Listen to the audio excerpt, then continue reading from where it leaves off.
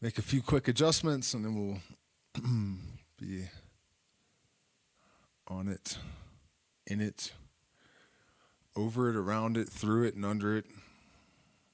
Okay. I think we're good. Are we good? We're good.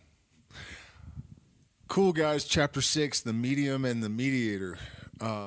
This chapter is actually about quite a few things, but probably the most important of those things is regarding the emancipation of will from all servitude and learning to kind of be completely and entirely self-directed.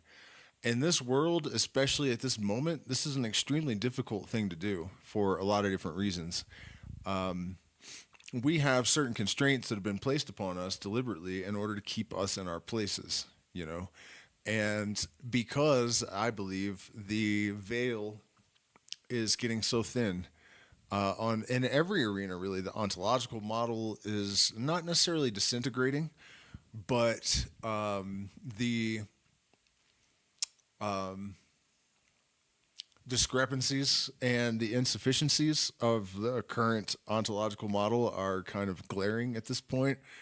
And of course, that's a threat to the status quo. So, you know, spiritually, politically, the whole thing is kind of the emperor has no clothes. You know, that's a good way to put it, I suppose. And so they're tightening the thumb screws in every way imaginable. You know, we're definitely suddenly feeling it. I can see around the world. I watched a couple videos today, mostly in the United States, because in a lot of the rest of the world it was already fucked. But people are talking about spending $32 on a egg and bacon breakfast sandwich with a coffee. Two of them, two sandwiches and a coffee was $32 at like a crappy coffee shop in LA or something. And you know, this is not, there's layers and layers to it as well. Basically, what people have to understand is that magicians do run the world, but they're not the kind of magicians that people think. They're not the kind of magicians that the paranoid conspiracy theorists believe in. Exactly. It's more about just having knowledge of natural systems and know how to constrain them to your purposes, including the psychology of the masses, especially maybe the psychology of the masses. And so kind of what they've been doing is tipping the scales, sort of engineering the system to create a confluence of vectors of advantage to themselves, you know. And over the years, what that does is it affects them in the sense that they're able to consolidate wealth to an extraordinary degree, and they're also able to disable and disempower the people that are a threat to their status. You know, this is one of the reasons that like marijuana legalization, you know, it seemed like such a great thing. But what it actually did was take a lot of power away from people on the fringes and outlaws and stuff that might have been actually working towards something that that wasn't completely self-centered and they wouldn't have liked, you know. And as they continue that consolidation, it's kind of the people on the fringes that refuse to play the game in the first place that are going to feel it first, you know. So a lot of their tactical advantages are actually sort of circumstantial. They don't really have to engineer it even as much as you would think, because there's all this sort of collateral effect that sort of ripples out. But we need that because our compensation is dependent upon it's commensurate with resistance, right? It's a inverse correlation. I don't know how I did it. I just did it. It was hard. Remember that viral hillbilly rap song that, you know, I mean, that guy was right. That's what it is, you know. And the greater the resistance, the greater the compensation. So when we see this opposition, we have to remember that we wouldn't be trying to change anything. We wouldn't have anything to do. We would just be part of the conformed masses, the homogenous masses, if it wasn't for this opportunity that they're presenting us with. And that the more resistance they create, if we're successful in overcoming that resistance, the stronger and the more amazing and satisfying it will be. So we really don't even have any animosity. if we're smart. We just have necessity to master our will and to make a choice to exert that influence and to refine refine and clarify what exactly that means to us. Let me check in with the chat real quick, and then we'll, if I don't see any issues with the audio or... All right, cool. I like to see that already 3 of you have hit the like button. It's cold as hell, man. I'm really freezing my ass off right now. And there is a giant spider over there again. There's always huge spiders in here, but you know when they're fat, they're like big and fat and black and just super evil looking. It's worse somehow. It's like right over there above the door, and I'm afraid that I'm gonna go out and back in and like slam the door, and it's gonna fall on my head or something at some point. I don't mess with them though. You know, I feel like let sleeping dogs lie. Maybe they won't bite you. That could be a bad strategy, but it's the one I've chosen. All right, chapter 6, the medium and the mediator. 2 things, as we have already said, are necessary for the acquisition of magical power: the emancipation of the will from all servitude and its instruction in the art of domination. The sovereign will is represented in our symbols by the woman who crushes the serpent's head and by the radiant angel who restrains and constrains the dragon with lance and heel. And it's funny that he mentions that because I'm actually from Virginia originally, and our state flag is the woman. It's based on this. I think she was standing on a man's head, and like one of her boobs is exposed for some reason, and it says like Sic Semper Tyrannis or something on it.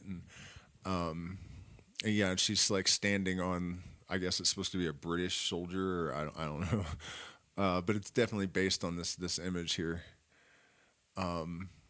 In this place, let us affirm without evasions that the great magical agent, the dual current of light, the living and astral fire of the earth, was represented by the serpent with the head of an ox, goat, or dog in ancient theogonies. The correspondence of the ox or goat and the serpent is an important thing to take note of, because what you will find if you study this stuff is that every single emblem and symbol of power that actually, you know, there's certain symbolism that is ubiquitous in the human mind. It doesn't matter what culture you're from. It doesn't matter who you are. You know, the serpent, for example, is a great one. It's a symbol of wisdom almost all over the entire planet in ancient times. The sun, although I believe this is deeper than just symbolism, but the sun also is a pretty ubiquitous symbol. Yeah, so these things that speak directly to our soul have been demonized so that we do not connect with those truths. It is the double serpent of the caduceus, the old serpent of Genesis, but it is also the brazen serpent of Moses twisted around the Tao, and that is the generating lingam. And I'm surprised he didn't mention this, but that double serpent... Or, excuse me, well, he did mention it. He just didn't explain. The brazen serpent of Moses, when he throws the staff down in the desert and it turned into a snake, I think is the story. That's actually taken directly from the myth of Hermes Trismegistus.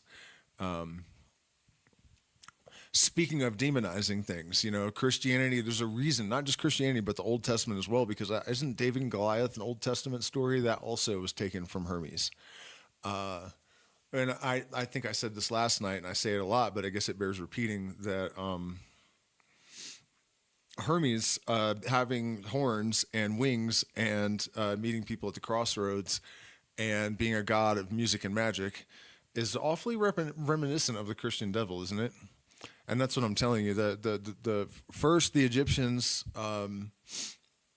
created a monotheistic religion to replace the old ancient Hermetic lineages, and of course they weren't maybe called Hermetic then. It doesn't matter, it's the same knowledge.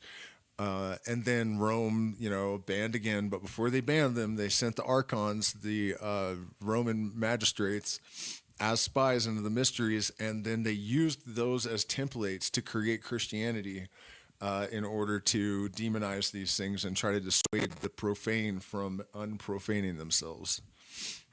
It worked.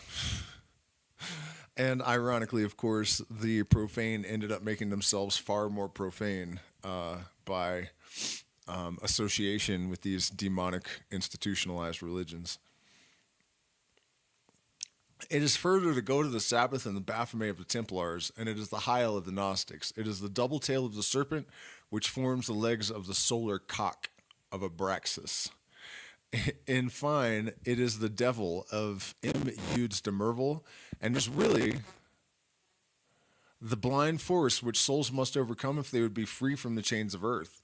For unless their will can detach them from this fatal attraction, they will be absorbed in the current by the force which produced them, and will return to the central and eternal fire. This is a reference to the heliocentric theory of transmigration of souls, the belief that the reality that is encoded in the myth of Hades and hell, that hell is actually Helios, the lake of fire is in the sky. And from the sons we are born, and to them we shall return, is a paraphrasing of another Éliphas Lévi quote from somewhere. Plato also talked about this, where we would basically incarnate on different spheres or planets in the universe, and then eventually the objective is to go beyond this solar system, and eventually we would leave. And it's an interesting question to consider. How did Plato even think about that as a possibility, that there were planets or solar systems orbiting other stars? You know, I mean, that's really far out thinking for 2,000 years ago, as far as I can tell.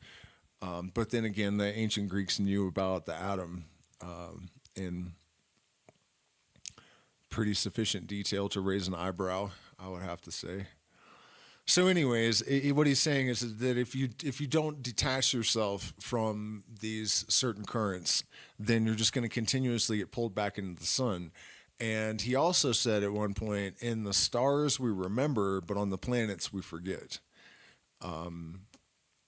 So I take that as a reference to the idea that when we return to the stars, we are part of a more holistic consciousness. The awareness or the consciousness and memories of Ra or Kuit are available to us, and then we are forced to drink from the river of forgetfulness when we're sent back up to incarnate on a planet.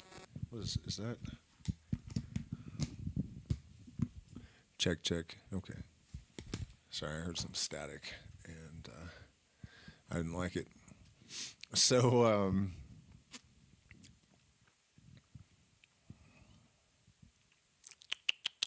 the whole magical work consists, therefore, in our liberation from the folds of the ancient serpent, then in setting a foot upon its head and leading it where we will. Now, remember, way earlier in this, he did say that Lucifer, as the light bearer, is really just an electromagnetic wave. So when we're talking about disconnecting our will from Helios and the serpent, that's really what is being indicated that the work consists of. It's an electromagnetic operation that must be performed.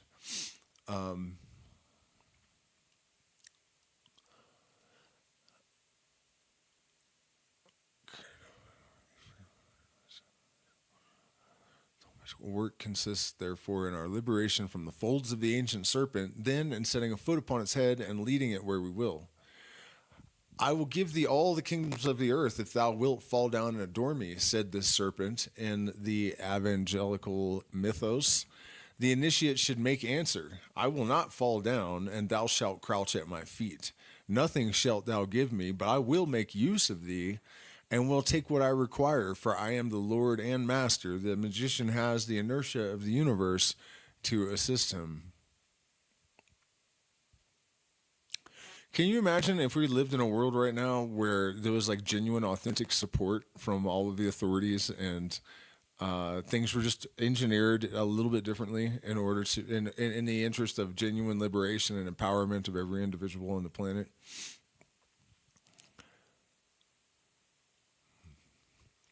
Yeah, the argument that this is a prison planet and we're being denied that sovereign right sometimes does, I wonder if everything in the universe happens as a matter of necessity, that would stand up, that would track. What did I miss? Oh, I am thy Lord and Master, which in a reply which in a veiled manner is contained in that of the Savior. We have already said that the devil is not a person. It is a misdirected force. As its name indicates, an odic or magnetic current formed by a chain of perverse wills constitutes the evil spirit which the gospel calls legion. And this is what precipitated the swine into the sea. Another allegory of the attraction exercised on beings of inferior instincts by the blind forces which can be put in operation by error and evil will. This symbol may be compared with that of the comrades of Ulysses transformed into swine by the sorceress Circe. Remark what was done by Ulysses to preserve himself and deliver his associates. He refused the cup of the enchantress and commanded her with the sword. Circe is nature. With all her delights and allurements, to enjoy her we must overcome her. Such is the significance of the Homeric fable. For the poems of Homer, the true sacred books of ancient Hellas, contain all the mysteries of high Oriental initiation.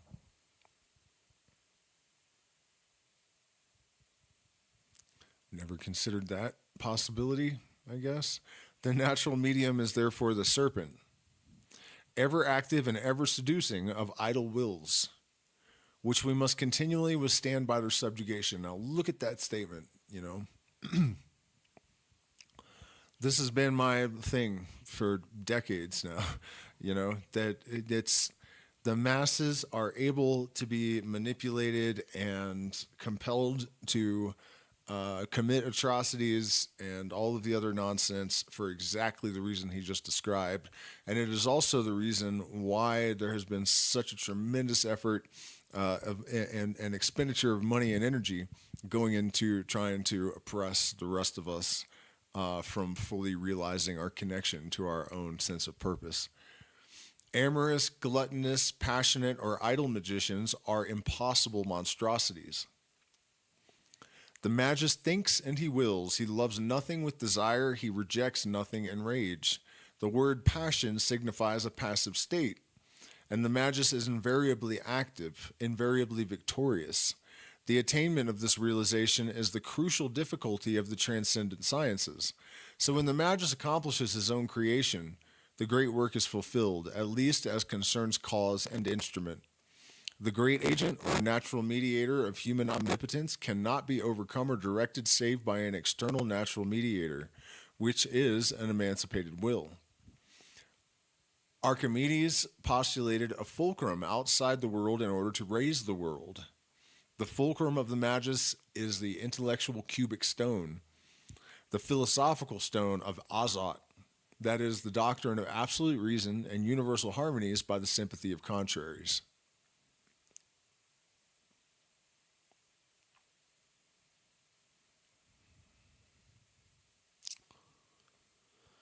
The doctrine of absolute reason and universal harmonies by the sympathy of contraries. There's enough in that sentence, really, to give you the philosopher's stone in the mental sense, at least, One of our most fertile writers, and one of those who are the least fixed in their ideas, M. Eugene Sue, has founded a vast romance epic upon an individuality whom he strives to render odious.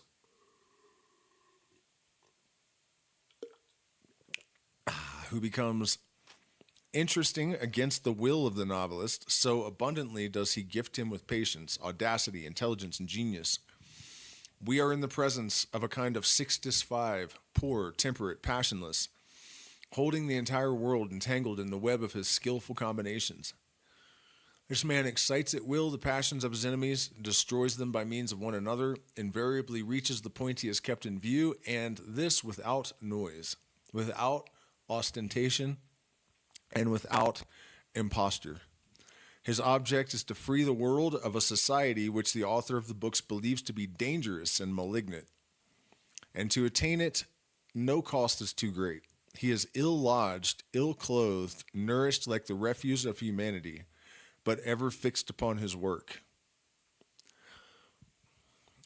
Sounds eerily familiar. Consistently, did I just drool for no reason? Consistently with his intention, the author depicts him as wretched, filthy, hideous. All right, calm down now. Repulsive to the touch, hey, and horrible to the sight. But supposing this very exterior is a means of disguising the enterprise, and so of more surely attaining it, it is not proof positive. Is it not proof positive of sublime courage? When Rodin becomes Pope, do you think that he will still be ill-clothed and dirty?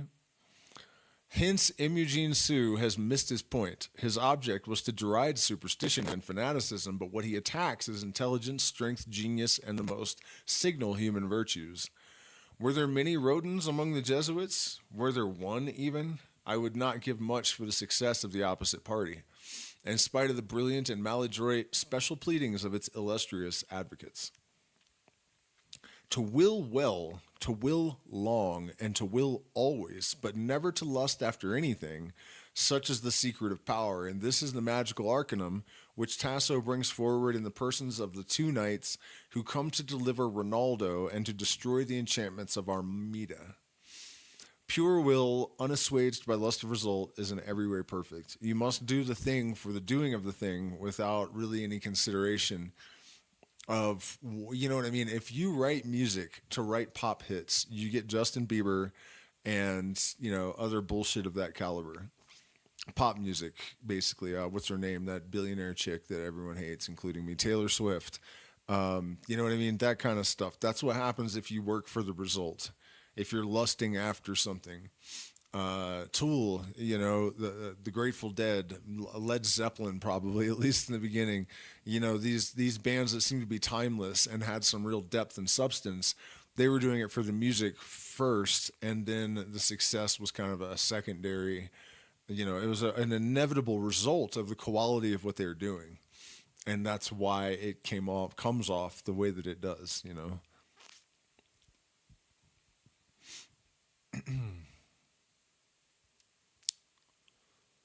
I mean, especially in the case of like the Grateful Dead, I'm pretty sure if they had never made it outside of bars, they'd still be in a bar somewhere playing, unless they're dead. That's what you have to do to really have any kind of to create anything with real meaning and substance. The attitude, at least. Doesn't mean you can't succeed in a financial sense at all. In fact, you had better.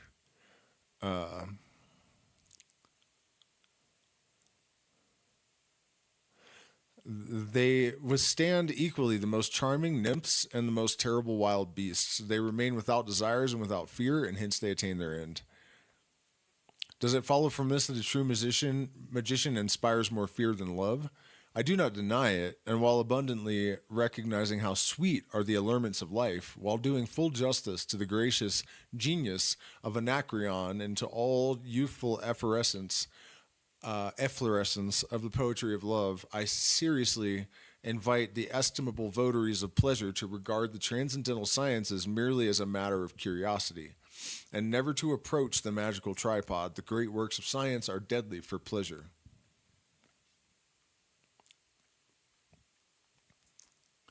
That was a cumbersome sentence. Don't know that it bears elucidation. The man who has escaped from the chain of instincts will first of all realize his omnipotence by the submissiveness of animals. The history of Daniel and the lion's den is no fable, and more than once, during the persecutions of infant Christianity, this phenomenon recurred in the presence of the whole Roman people. A man seldom has anything to fear from an animal of which he is not afraid. The bullets of Jules Gerard, the lion killer, are magical and intelligent. Once only did he run a real danger. He allowed a timid companion to accompany him, and looking upon this imprudent person as lost beforehand, he also was afraid not for himself but for his comrade. I have tested this theory with cops, rattlesnakes. Those are probably the two most significant. Yeah, it does actually. That was one of the main sort of ordeals that I guess I was put through during the initiation phase. Was this thing of trying to be taught that if you have absolutely no fear, that it's not possible for a thing to harm you. And you always have to accept that there's chaos and that nothing is really impenetrable. But you have to also believe absolutely that this is true, and it will enhance your ability to avoid danger to a tremendous degree. That's the reality of it, that the belief has to be absolute. And of course, that doesn't mean that you want to take it to the point where it erodes common sense.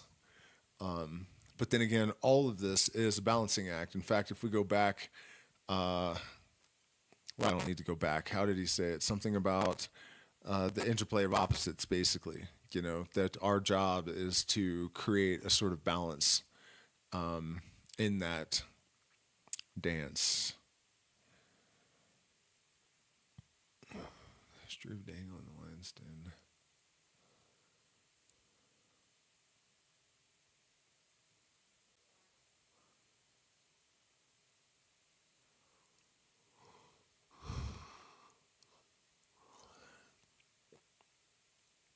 Many persons will say that it is difficult and even impossible to attain such resolution. It is not. That strength and volition and energy and character are natural gifts. I do not dispute it, but I would point out also that habit can reform nature. Volition can be perfected by education.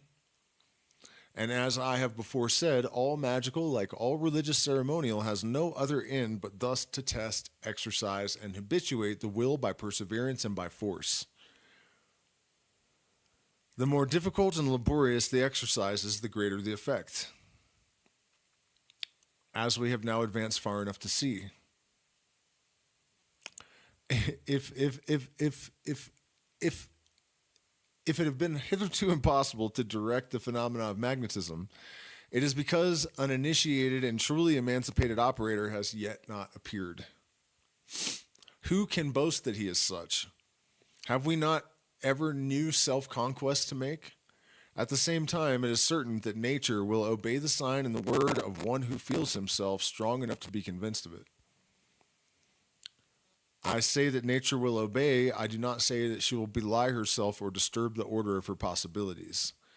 I feel like I'm a great example of that. When I was at the peak of my confidence and enthusiasm, the miraculous was commonplace, and that's never really completely left me exactly. But I think, as he said, if you still have too many self-conquests to make, then the operation will not be pure, and things can go awry. And oftentimes, at the exact moment where all of the forces you've set into motion coalesce, there's a tendency for the initiate to self-sabotage, which is exactly what I did. And then he said last week that all the forces that the initiate has set into motion recoil upon him, and it's ugly, and that also happened. So I feel like I can testify that all of this is exactly true, and it should not discourage you. The possibility of the recoil, right? Because if you don't try, then it's going to be the same thing, but without the possibility. That's really the only difference. Did he doubt or did he try? Answers aplenty in the by and by.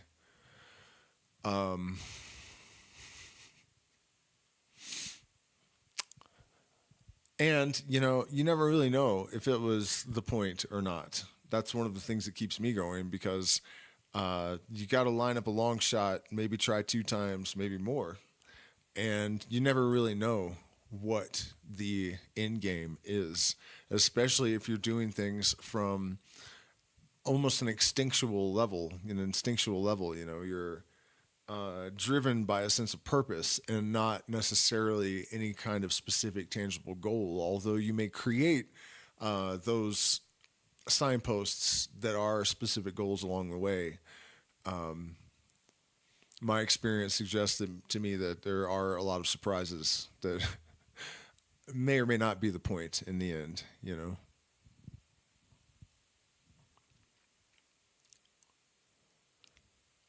The healing of nervous diseases by word, breath, or contact, resurrection in certain cases, resistance of evil wills sufficient to disarm and confound murderers, even the faculty of making one's self invisible by troubling the sight of those whom it is important to elude. All this is a natural effect of projecting or withdrawing the astral light.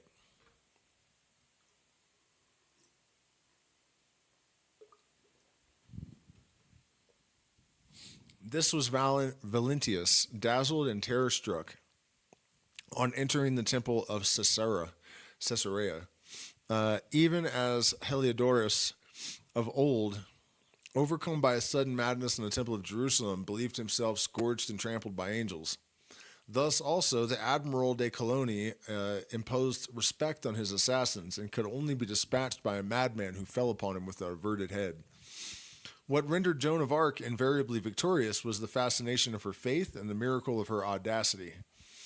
She paralyzed the arms of those who would have assailed her, and the English may have very well been sincere in regarding her as a witch or a sorceress. As a fact, she was a sorceress unconsciously, herself believing that she acted supernaturally while she was really disposing of an occult force which is universal and invariably governed by the same laws. The magus magnetizer should have command of the natural medium and consequently of the astral body by which our soul communicates with our organs. He can say to the material body, sleep, and to the sidereal body, dream. Thereupon the aspect of visible things changes, as in hashish visions. What? I've never had a vision from smoking hash. Cagliostro is said to have possessed this power, and he increased...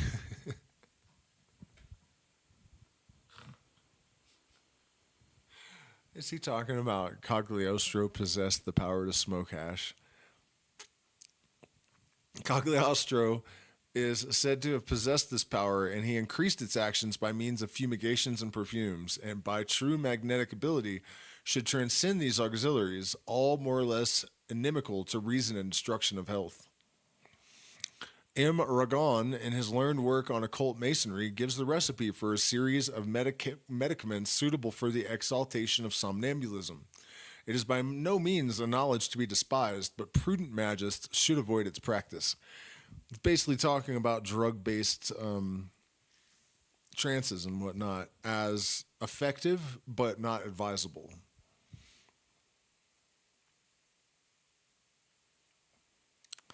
Of course, he himself obviously had experienced this, and he considered himself a reincarnation of Cagliostro, and Crowley considered himself to be a reincarnation of both. So there's plenty of hash smoking going on with this clique, I'm afraid.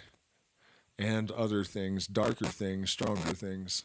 Check in with the chat real quick. See how y'all is be doing, though. Ignorance is bliss, so be nothing but a fool and choose to go through the fire purified and forged. Mm-hmm.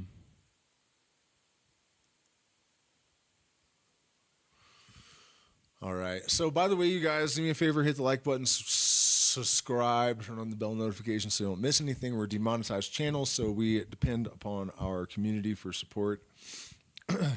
So there are options in the description of every video and also in the chat for PayPal, Zelle, and all of that kind of stuff. We really do appreciate your support. Also, I've begun reorganizing the Patreon, so things are much easier to find.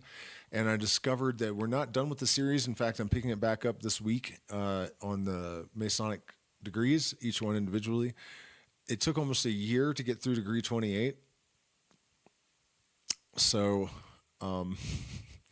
we have already about 100 videos in that series, I think. And it's going to take, a decade maybe to do the whole thing. So join us if you're up for an odyssey of that, of those dimensions. The astral light is projected by glance, by voice, and by the thumb and palm of the hand. Music is a potent auxiliary of the voice, speaking of in the comments there, and hence comes the word enchantment. No musical instrument has more enchantment than the human voice, but the faraway notes of a violin or harmonica may augment its power.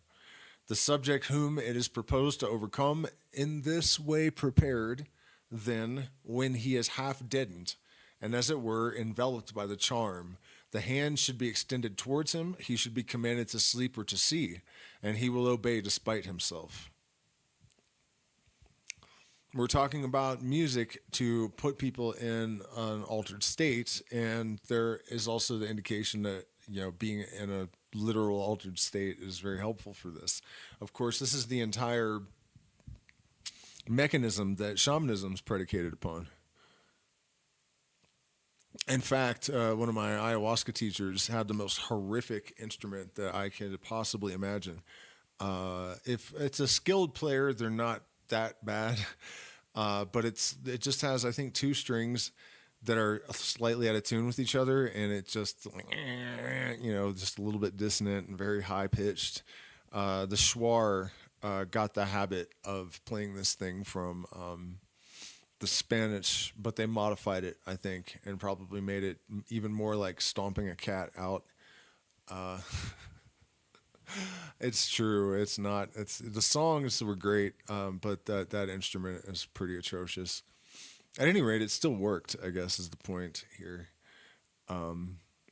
Should he resist, a fixed glance must be directed towards him. One thumb must be placed between his eyes and the other on his breast, touching him lightly with a single and swift contact. The breath must be slowly drawn in and again breathed gently and warmly forth, repeating in a low voice, sleep or see. Don't tell me that's how this chapter ends. That is a really weird place to hang that up.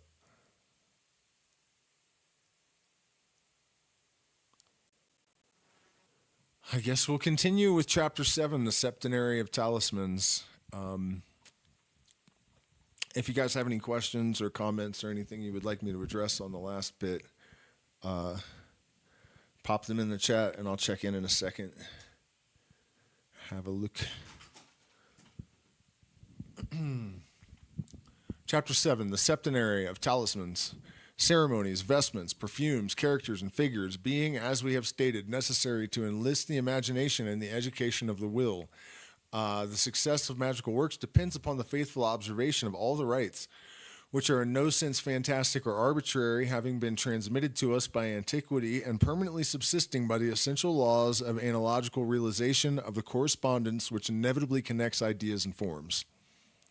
Now, that is a lot of stuff packed into a single sentence.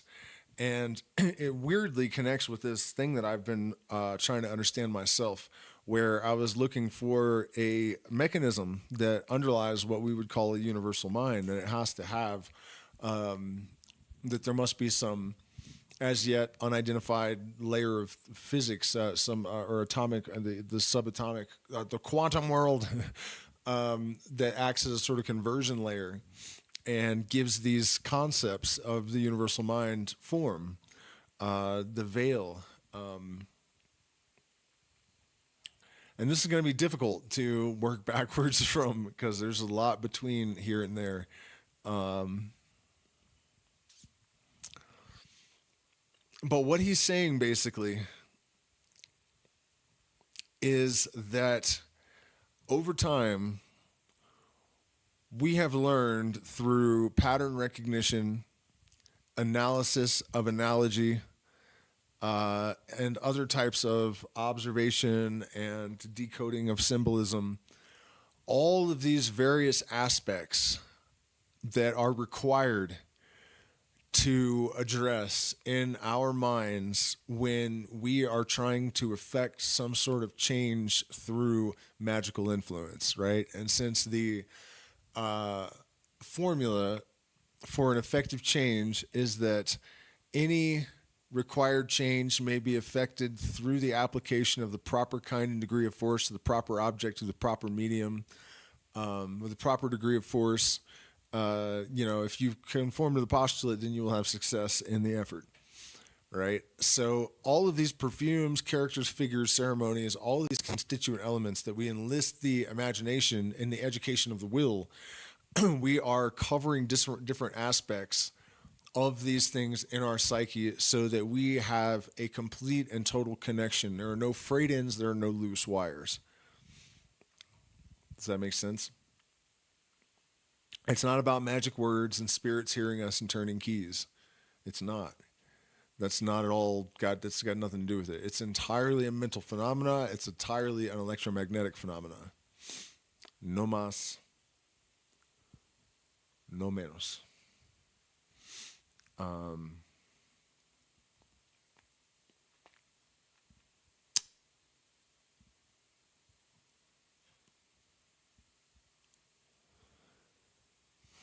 Having spent many years in consulting and comparing all the most authentic grimoires and magical rituals, we have succeeded, not without labor, in reconstituting the ceremonial of universe and primeval magic. The only serious books which we have seen upon this subject are in manuscript, written in conventional characters, which we have deciphered by the help of the polygraphy of Trithemius. The importance of others consists wholly in the hieroglyphs and symbols which adorn them, the truth of the images being such, for example, is the Enchiridion of Pope Leo III, which has never been printed with its true figures, and we have reconstructed it for our own use after an ancient manuscript. The rituals known under the name of the Clavicles of Solomon are very numerous. Many have been printed, while others remain in manuscripts transcribed with great care. An exceedingly fine and elegantly written example is preserved in the Imperial Library. It is enriched with panticles and characters, which most of which have been reproduced in the magical calendars of Tycho Brahe and Duchanteau. Lastly, they are printed clavicles and grimoires, which are catchy penny mystifications and impostures of dishonest publishers. The book is so notorious and decried formerly under the name of Little Albert belongs mainly to the latter category. Some talismanic figures and some calculations borrowed from Paracelsus are its only serious parts. Ignore that one, I guess. In any matter of realization and ritual, Paracelsus is an imposing magical authority. No one has accomplished works greater than his. And for that reason, he conceals the virtue of ceremonies and merely teaches in his occult philosophy the existence of the magnetic agent of the omnipotence of will. He also sums the whole science of characters in two signs, the macrocosmic and microcosmic stars. It was sufficient for the adepts, and it was important not to initiate the vulgar. Paracelsus therefore did not teach the ritual, but he practiced, and his practice was a sequence of miracles. We have spoken of the magical importance of the triad and tetrad. Their combination constitutes the great religious and Kabbalistic number which represents the universal synthesis and comprises the sacred septenary. In the belief of the ancients, the world is governed by 7 secondary causes. The secundae, as Trithemius calls them, which are the universal forces designated by Moses under the plural name of Elohim, gods. These forces, analogous and contrary to one another, produce equilibrium by their contrasts and rule the motion of the spheres. The Hebrews termed the 7 great archangels, giving them the names of Michael, Gabriel, Raphael, Anael, Samael, Zadkiel, and Oriphiel. The Christian Gnostics named the 4 last Uriel, Barachiel, Siatiel, and Yehudiel. Other nations attributed to these spirits the government of the 7 chief planets and gave them the names of their chief divinities. The thing about all this is, if you look at, there's 7 stages in alchemy, right? And those 7 stages follow maybe I should say, the process that those of us that are solar beings undergo during the 11-year solar cycles follows the alchemical process in those 7 stages exactly. And it just repeats every time they reset on a different scale. These forces that are described are universally recognized throughout pretty much every system that I'm aware of. There's some sort of manifestation and reference to these. I don't want to say angels because that's not what I think they are, but we could say phases is a better word, I think. Other nations attributed, we read that, all believed in their relative influence. True. Astronomy divided the antique heaven between them and allotted the 7 days of the week to their successive government. Such is the reason of the various ceremonies of the magical week and the septenary cultus of the planets. We have already observed that here the planets are signs. Have we? And nothing else. They have the influence which universal faith attributes because they are more truly the stars of the human mind than the orbs of heaven. The sun, which antique magic always regarded as fixed, could only be a planet for the vulgar. Hence it represents the day of repose in the week, which we term Sunday, without knowing why, the day of the sun among the ancients.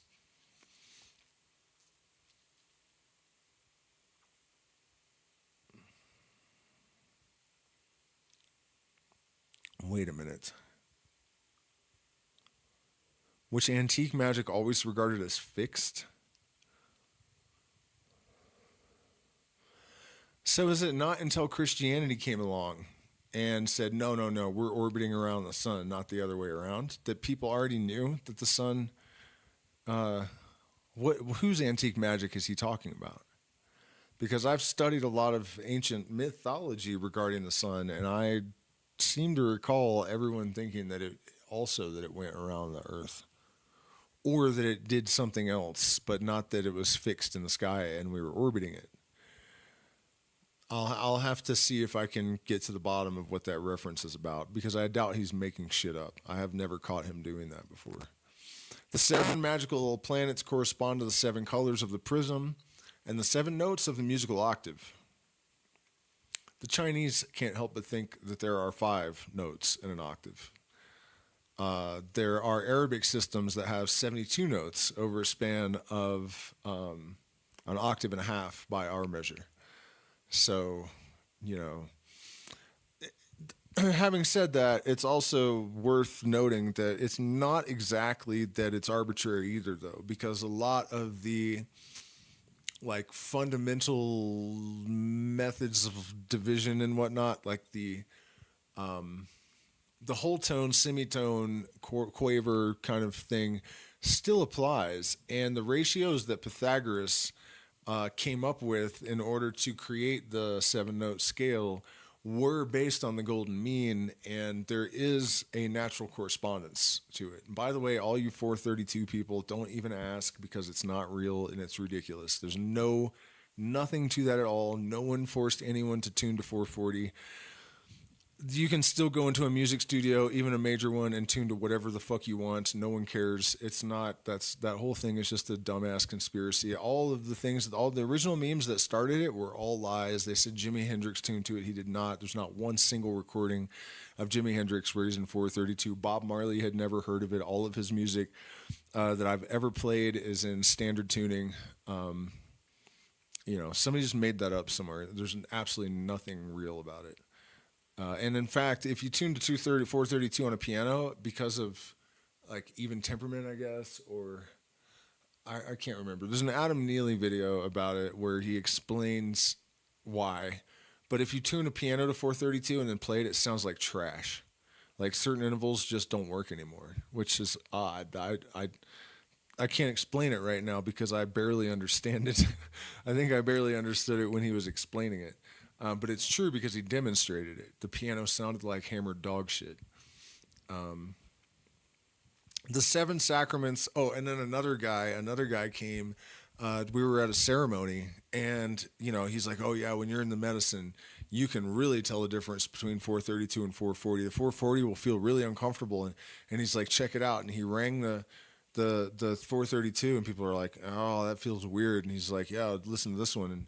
And it was exactly the opposite of what he said. You know, people found the 432 to be like this, like off somehow. And, you know, and you might say, well, it's because they're accustomed to it, or no, it's not. It's just stupid. The frequency is, as you climb or descend through the other notes, are not 432 anymore either. I don't know. It's just dumb. The 7 sacraments correspond equally to this great universal septenary. I can tell you, actually, though we're on the subject, what will fuck you up, and it is a very common thing. It's almost universal now. I heard Bob Weir, actually, from the Grateful Dead, talking about this in an interview like 20 years ago, but the way that digital music is recomposed, it's sort of chopped up into bits, like little tiny pieces, and then it hits your brain in like this staggered, like whap, whap, whap, whap, really, really fast. And they've done research that confirmed that it's actually extremely stressful and causes anxiety. So, you know, if you're worried about playing your instrument at 440, you should be way, way, way more worried about listening to MP3s or any kind of digitally reconstituted music. It's all bad for your emotional state and your brain, all of it.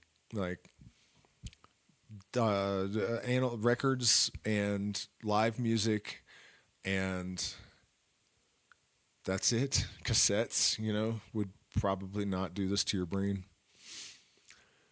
So at any rate, baptism, which consecrates the element of water, corresponds to the moon. Ascetic penance is under the auspices of Samael, the angel of Mars. Confirmation, which imparts the spirit of understanding and communicates to the true believer the gift of tongues, is under the auspices of Raphael, the angel of Mercury. The Eucharist substitutes the sacramental realization of God, man made for the empire of Jupiter. Marriage is consecrated by the angel Anael, the purifying genius, of Venus. Extreme unction is the safeguard of the sick about to fall under the scythe of Saturn. And orders consecrating the priesthood of light is marked more especially by the characters of the sun. Almost all of these analogies were observed by the learned Dupois, who thence concluded that all religions were false, hail Satan, instead of recognizing the sanctity and perpetuity of a single dogma ever reproduced in the universal symbolism of successive religious forms. He failed to understand the permanent revelation transmitted to human genius by the harmonies of nature, and beheld only a catalog of errors in that chain of ingenious images and eternal truths. Ingenious? Yeah. Magical works are also 7 in number. 1, works of light and riches, under the auspices of the sun. Works of divination and mystery, under the invocation of the moon. Now, let me just point something out real quick. Works of light and riches, gold, right? Now, you could say it's just as simple as the correspondence of color, but gold is made in stars. That's like, I think it's like 88% of the gold in the universe, and other heavy metals like platinum are created when neutron stars collide, and they just spray gold all over the place because they are so dense that a spoonful weighs as much as Kilimanjaro, and they're only 115 yards across or something. And so, yeah, that's a trip. The light and riches statement. They're under the auspices of the sun, because they absolutely did not know that back in the day. But it is facts. Works of divination and mystery under the invocation of the moon. Works of skill, science, and eloquence under the protection of Mercury. Works of wrath and chastisement consecrated to Mars. Works of love favored by Venus. Works of ambition and intrigue under the auspices of Jupiter. 7, works of malediction and death under the patronage of Saturn. In theological symbolism, the sun represents the word of truth, the moon, religion, illusion, Mercury, the interpretation and science of mysteries, Mars, justice, Venus, mercy and love, Jupiter, the risen and glorious Savior. Saturn, God the Father, or the Jehovah of Moses. And remember that Saturn is Satan. Don't let that slip your attention. In the human body, the sun is analogous to the heart, the moon to the brain, Jupiter to the right hand, Saturn to the left hand path, Mars to the left foot, Venus to the right, Mercury to the generative organs. Whence an androgyne figure is sometimes attributed to this planet, Baphomet. In the human's face, the sun governs the forehead, Jupiter the right, and Saturn the left eye. The moon rules between both at the root of the nose, the two phalanges of which are governed by Mars and Venus. Finally, the influence of Mercury is exercised on mouth and chin. Among the ancients, these notions constituted the occult science of physiogeny, afterwards imperfectly recovered by Lavatar. The magus who intends undertaking the works of light must operate on a Sunday, from midnight to 8 in the morning.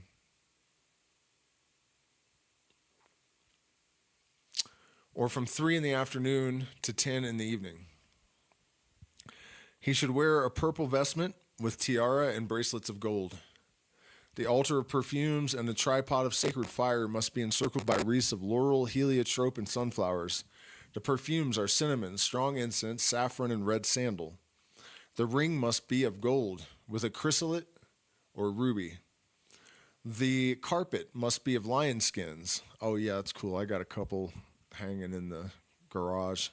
The fans of sparrowhawk feathers. On Monday, the robe is white, embroidered with silver and having a triple collar of pearls, crystals, and selenite. The tiara must be covered with yellow silk, emblazoned with silver characters, forming the Hebrew monogram of Gabriel, as given in the occult philosophy of Agrippa. The perfumes are white sandal, camphor, amber, aloes, and pulverized seed of cucumber. The wreaths are mugwort, moonwort, and yellow ranunculuses. Ranunculuses. Tapestries, garments, and objects of a black color must be avoided. No metal except silver shall be worn on the person. Are we really going through the entire week here? On Tuesday, a day for the operations of vengeance, the color of the vestment must be that of flame, rust, or blood, with belt and bracelets of steel. The tiara must be bound with gold. The rod must not be used, but only the magical dagger and sword. The wreaths must be of absinthe and rue.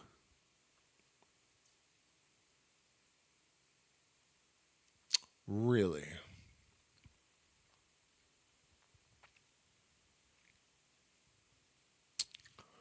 The ring of steel with an amethyst for precious stone.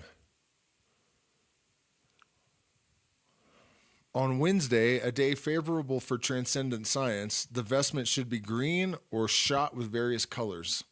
The necklace of pearls and hollow glass beads containing mercury. The perfumes benzoin, mace, and storax. The flowers narcissus, lily, herb, mercury. Herb mercury? What is that? I must get some. Fumitory and marjolaine. The jewel should be the agate.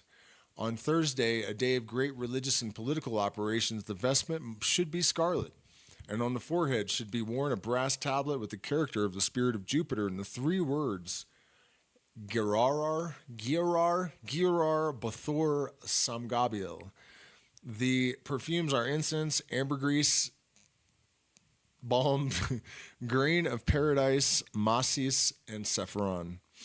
The ring must be enriched with an emerald or sapphire. The wreaths and crowns should be oak, poplar, fig, and pomegranate leaves. On Friday, the day for amorous operations, the vestment should be of sky blue, the hangings of green and rose, the ornaments of polished copper, the crowns of violets, and wreaths of roses, myrtle, and olive.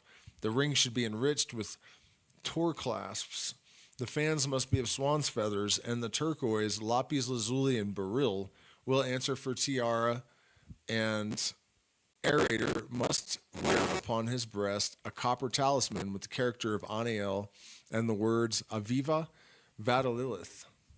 On Saturday, a day of funeral operations, the vestment must be black or brown with characters embroidered in black or orange colored silk. On the neck must be worn a leaden medal with the character of Saturn and the words Almalek, Aphael, Zarahael.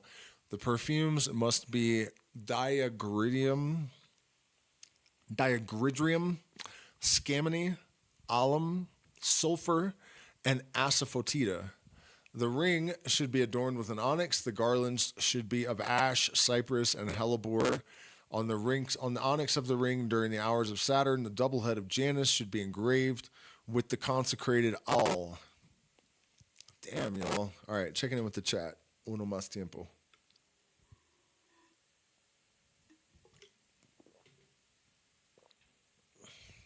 That was a bit tedious.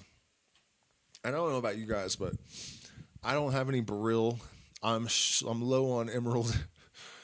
My ambergris is, we're down to the last couple of flecks. This is not for, he's talking about the adept is generally going to be someone who is broke, but then they're going to have all these jewels and ambergris and shit laying around. I mean, what is the French's definition of broke, I guess? Must be a lot different than my own.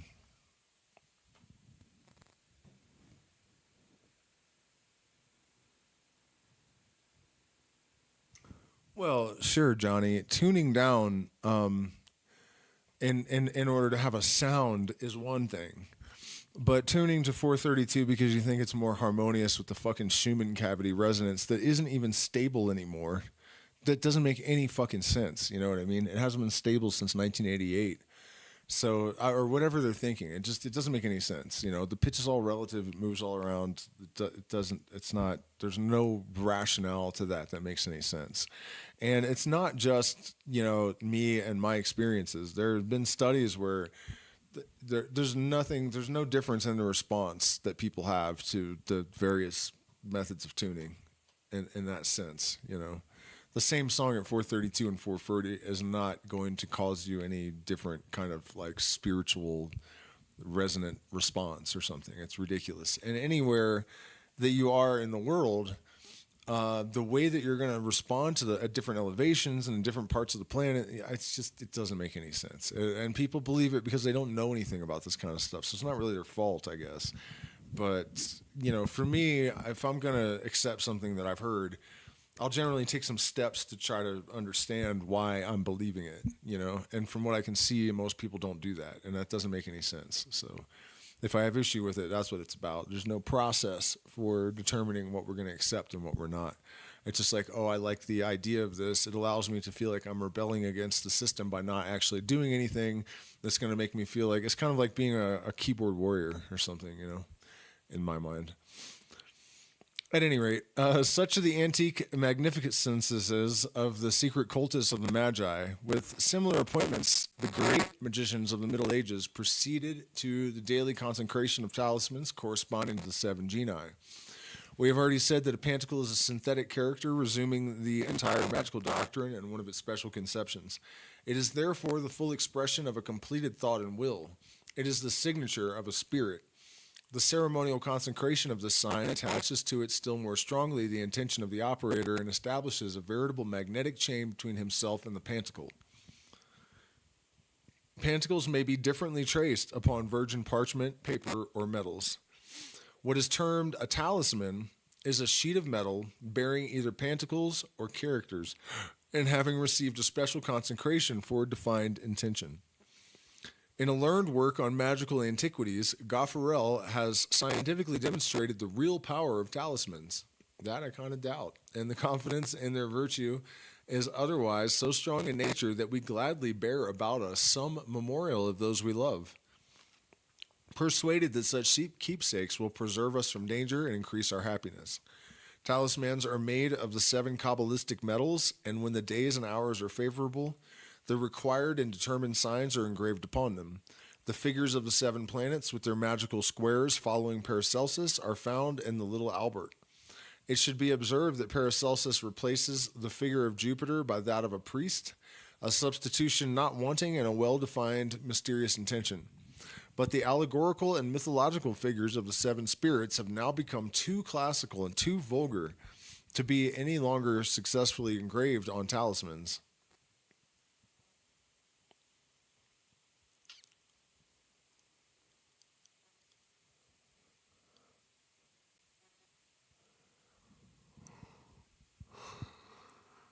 We must recur to more learned and expressive signs. Evolution, man. The pentagram should be invariably engraved upon one side of the talisman, with a circle for the sun, a crescent for the moon, for Mars a sword, a G for Venus, for Jupiter a crown, and a scythe for Saturn. The other side must bear the sign of Solomon, that is, the six-pointed star composed of two superposed triangles in the center. There is placed a human figure for the talismans of the sun, a chalice for those of the moon, a dog's head for those of Mercury, an eagle for those of Jupiter, a lion's head for those of Mars, a dove for those of Venus, and a bull's or goat's for those of Saturn. The names of the seven angels are added either in Hebrew, in Arabic, or in magical characters like those of the alphabet of Trithemius. The two triangles of Solomon may be replaced by the double cross of the wheels of Ezekiel, which is found on a great number of ancient pantacles, and is, as we have observed in our doctrine, the key to the trigrams of He. Precious stones may also be employed for amulets and talismans, but all objects of this nature, whether metals or gems, must be carefully kept in silken bags of a color analogous to that of the spirit of the planet, performed with the perfumes of the corresponding day, and preserved from all impure glances and contacts. Thus, pantacles and talismans of the sun must not be seen or touched by deformed or misshapen persons, or by immoral women. Those of the moon are profaned by the looks and hands of debauched men and menstruating females. Those of Mercury lose their virtue if seen or touched by paid priests. Those of Mars must be concealed from cowards, those of Venus from depraved men and men under a vow of celibacy. Those of Jupiter from the impious, those of Saturn from virgins and children. Not that their looks or touches can ever be impure, but because the talisman would bring them misfortune, and thus lose all of its virtue by rote of karma. Crosses of honor and other kindred decorations are veritable talismans, which increase personal value and merit. They are consecrated by solemn investiture, and public opinion can impart to them a prodigious power. Sufficient attention has been paid to the reciprocal influence of signs on ideas and ideas on signs. It is not less true that the revolutionary work of modern times, for example, has been symbolically resumed in its entirety by the Napoleonic substitution of the Star of Honor for the Cross of St. Louis. It is the pentagram in place of the labarum. It is the reconstitution of the symbol of light. It is the Masonic resurrection of Adoniram. They say that Napoleon believed in the star and could have been persuaded to explain what he meant by the star. It would have proved to be his genius. He would therefore have adopted the pentagram for his sign, that symbol of human sovereignty, by intelligent initiative. Now, if you think about the pentagram as a symbol of human sovereignty, and if you were here when I opened the stream,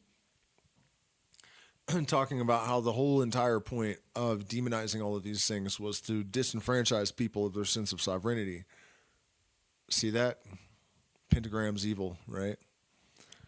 The mighty soldier of the revolution knew little, but he divined almost everything. So he was the greatest instinctive and practical magician of modern times. The world is still full of his miracles, and the country people will never believe that he is dead. Blessed and indulgenced objects touched by holy images or venerable persons, chaplets from Palestine. The Agnus Dei, composed of the wax of the Paschal candle, and annual remnants of the Holy Chrism, scapulas and medals are our true talismans. One such medal has become popular in our own day, and even those who are devoid of religion suspend it from the necks of their children. Moreover, its figures are so perfectly Kabbalistic that it is truly a marvelous double pantacle. On the one side of the great initiatrix, the heavenly mother of the Zohar, the Isis of Egypt, the Venus Urania of the Platonists, the Mary of Christianity, throned upon the magical world and setting one foot upon the head of the magical serpent. She extends her two hands in such a manner as to form a triangle.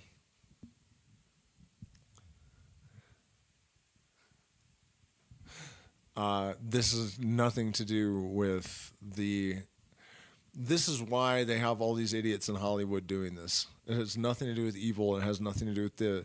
It does. It has everything to do with the Illuminati. But the Illuminati are not what those people are. You know.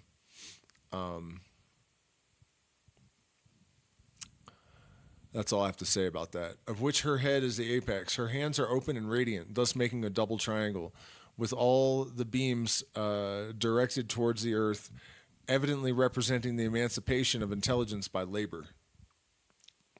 On the other side is the double Tao of the Hierophants, the lingam with the double stace, or the triple phallus, supported with interlacement and repeated insertion by the Kabbalistic and Masonic M, representing the square between the two pillars, Jachin and Boaz. Below are placed upon the same plane 2 loving and suffering hearts, with 12 pentagrams around them. Everyone will tell you that the wearers of this metal do not attach much significance to it, but it is only on that account more absolutely magical, having a double sense and consequently a double virtue. The ecstatic on the authority of whose revelations the talisman was engraved had already beheld it existing perfectly in the astral light, which once more demonstrates the intimate connection of ideas and signs and gives a new sanction to the symbolism of universal magic. The greater the importance and solemnity brought to bear on the confection and consecration of talismans and pantacles, the more virtue they acquire, as will be understood upon the evidence of the principles which we have established. This consecration should take place on the days which we have indicated, with the appointments which we have given in detail. Talismans are concentrated by the 4 exorcised elements after conjuring the spirits of darkness by the conjuration of the 4. Then, taking up the pantacle and sprinkling it with some drops of magical water, say, in the name of Elohim and by the spirits of the living waters, be thou unto me a sign of light and a sacrament of will. So he's not being super clear, I feel like. So I'll kind of explain a little bit about what he's trying to communicate. Allow me to elucidate and perhaps pontificate for your edification and amusement and hopefully enlightenment. So all that talk about on Monday, wear pearls and white and silver and, burn incenses that are associated with the moon.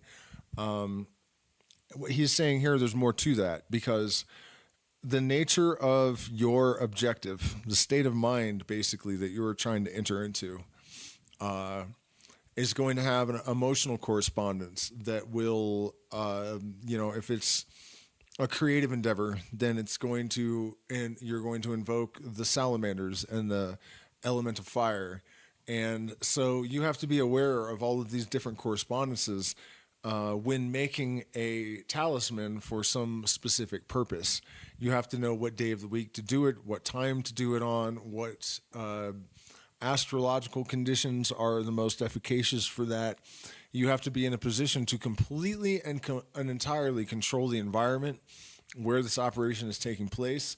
You must have complete and total control over your own energetic state and consciousness so that it doesn't waver during the time when you are integrating or inculcating that influence into this talisman. And so on and so forth. So, and by the way, in the case that you don't have emeralds and whatnot to,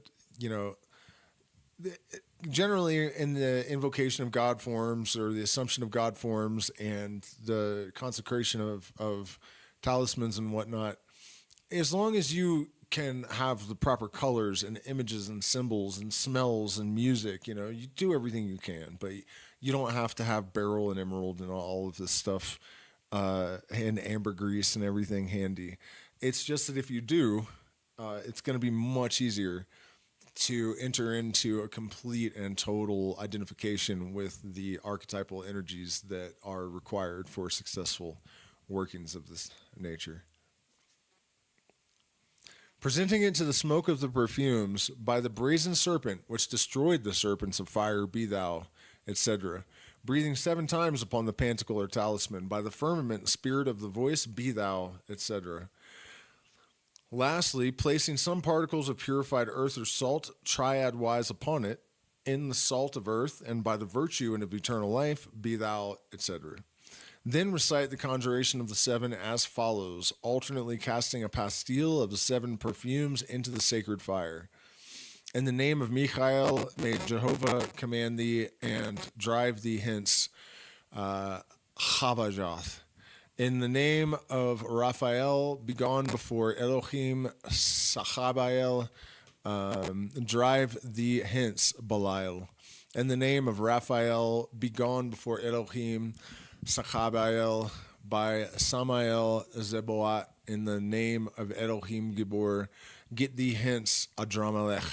By Zachariel and Sachiel Melech, be obedient unto Alve, some Gabael, by the divine and human name of Shaddai, and by the name of the pentagram, which I hold in my right hand, in the name of the angel Anael, by the power of Adam and of Heva, who are Jocheva, begone, Lilith, let us rest in peace, Nachama, which now is Neshama. People are probably more familiar with saying. And remember that you cannot just do this stuff. You can't just read all these words and memorize them or whatever. And you have to know what all of these things symbolize.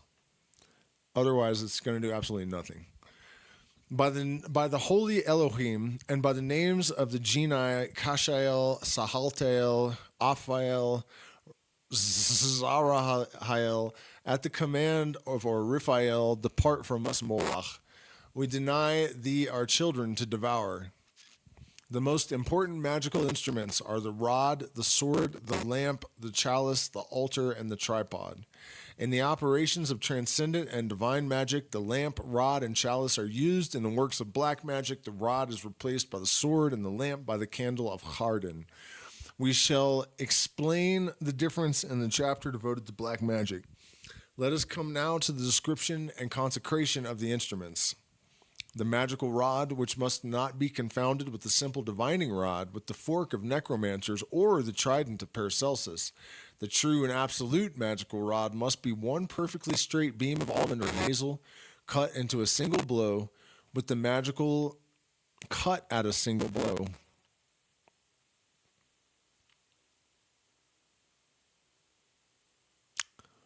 With the magical pruning knife or golden sickle before the rising of the sun, at that moment when the tree is ready to blossom, it must be pierced through its whole length without splitting or breaking it, and a long needle of magnetized iron must fill its entire extent. To one of its extremities must be fitted a polyhedral prism, cut in a triangular shape, and to the other a similar figure of black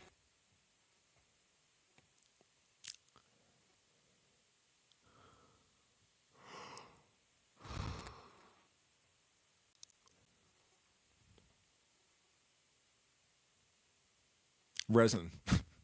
2 rings, one of copper, one of zinc, must be placed at the center of the rod. Subsequently, the rod must be gilt at the resin end and silvered at the prism end as far as the ring's center. It must be covered with silk, the extremities not included. On the copper ring, these characters must be engraved.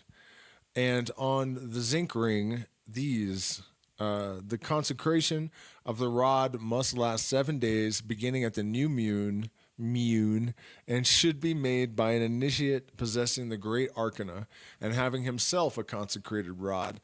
This is the transmission of the magical secret, which has never ceased since the shrouded origin of the transcendent science. This sort of thing exists in South American shamanism as well, but it's kind of weird. The shamans, in order to transmit a certain level of initiation, spit in the other guy's mouth, and that's how this is passed. I prefer the hazel rod method, I believe. The rod and the other instruments, but the rod above all, shall be concealed with care, and under no pretext should the magus permit them to be seen or touched by the profane, otherwise they will lose all their virtue. The mode of transmitting the rod is one of the arcana of science, the revelation of which is never permitted. The length of the magical rod must not exceed that of the operator's arm. The magician must never use it unless he is alone, and should not even then touch it without necessity. Many ancient magi made it only the length of the forearm and concealed it beneath their long mantles, showing only the simple divining rod in public, or some allegorical scepter made of ivory or ebony, according to the nature of the works. Cardinal Richelieu, always a thirst for power, sought through his whole life the transmission of the rod without being able to find it. His Kabbalist, Gaffarel, would furnish him with sword and talismans alone. This was possibly the secret motive for the cardinal's hatred of Urbain Grandier, who knew something of his weaknesses. The secret and prolonged conversations of Laubardement with the unhappy priest some hours before his final torture, and those words of a friend and confidant of the latter as he went forth to death: "You are a clever man, monsieur. Do not destroy yourself," afford considerable food for thought. The magical rod is the verindum of the magus. It must not be mentioned in any clear and precise manner. No one should boast of its possession, nor should its consecration ever be transmitted except under the conditions of absolute discretion and confidence. The sword is less occult, and is made in the following manner. It must be of pure steel, with a cruciform copper handle, having 3 pommels, as represented in the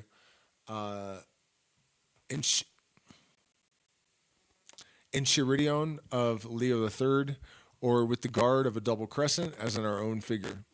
On the middle knot of the guard, which should be covered with a golden plate, the sign of the macrocosm must be chased on one side, and that of the microcosm on the other.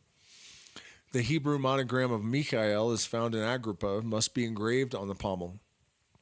On the one side of the blade must be these characters, and on the other of the monogram of the labarum of Constantine, followed by the words Vince in hoc Deo duce comite ferro.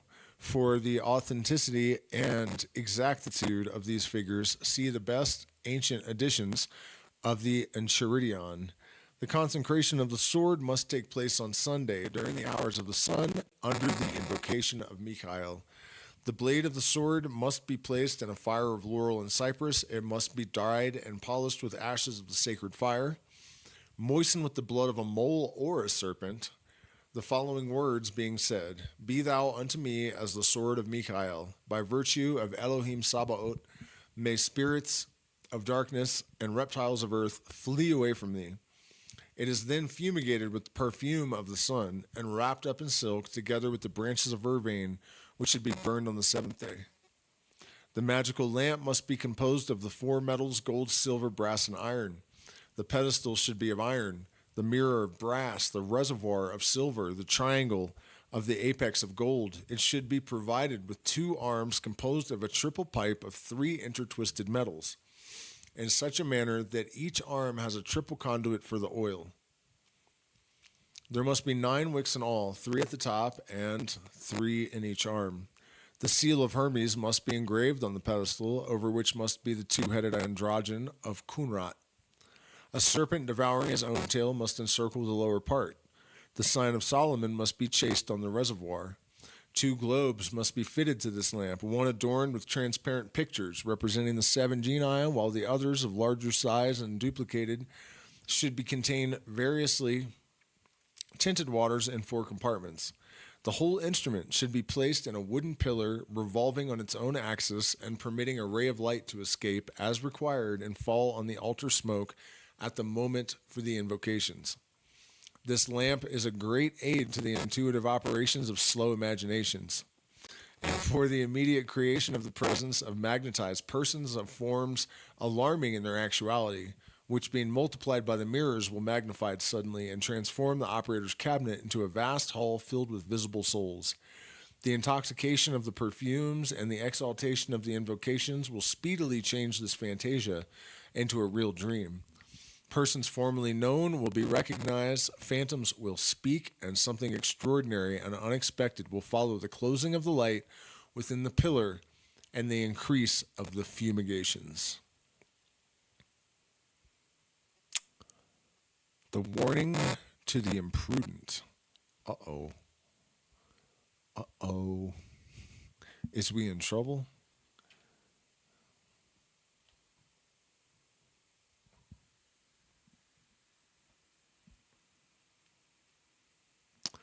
Yes, do the middle pillar today.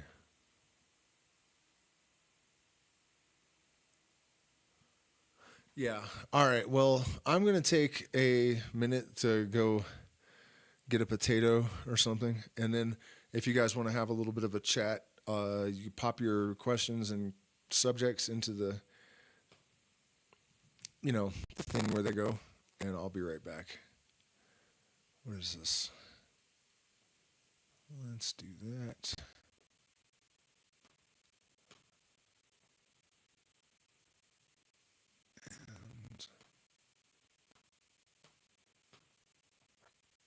And this.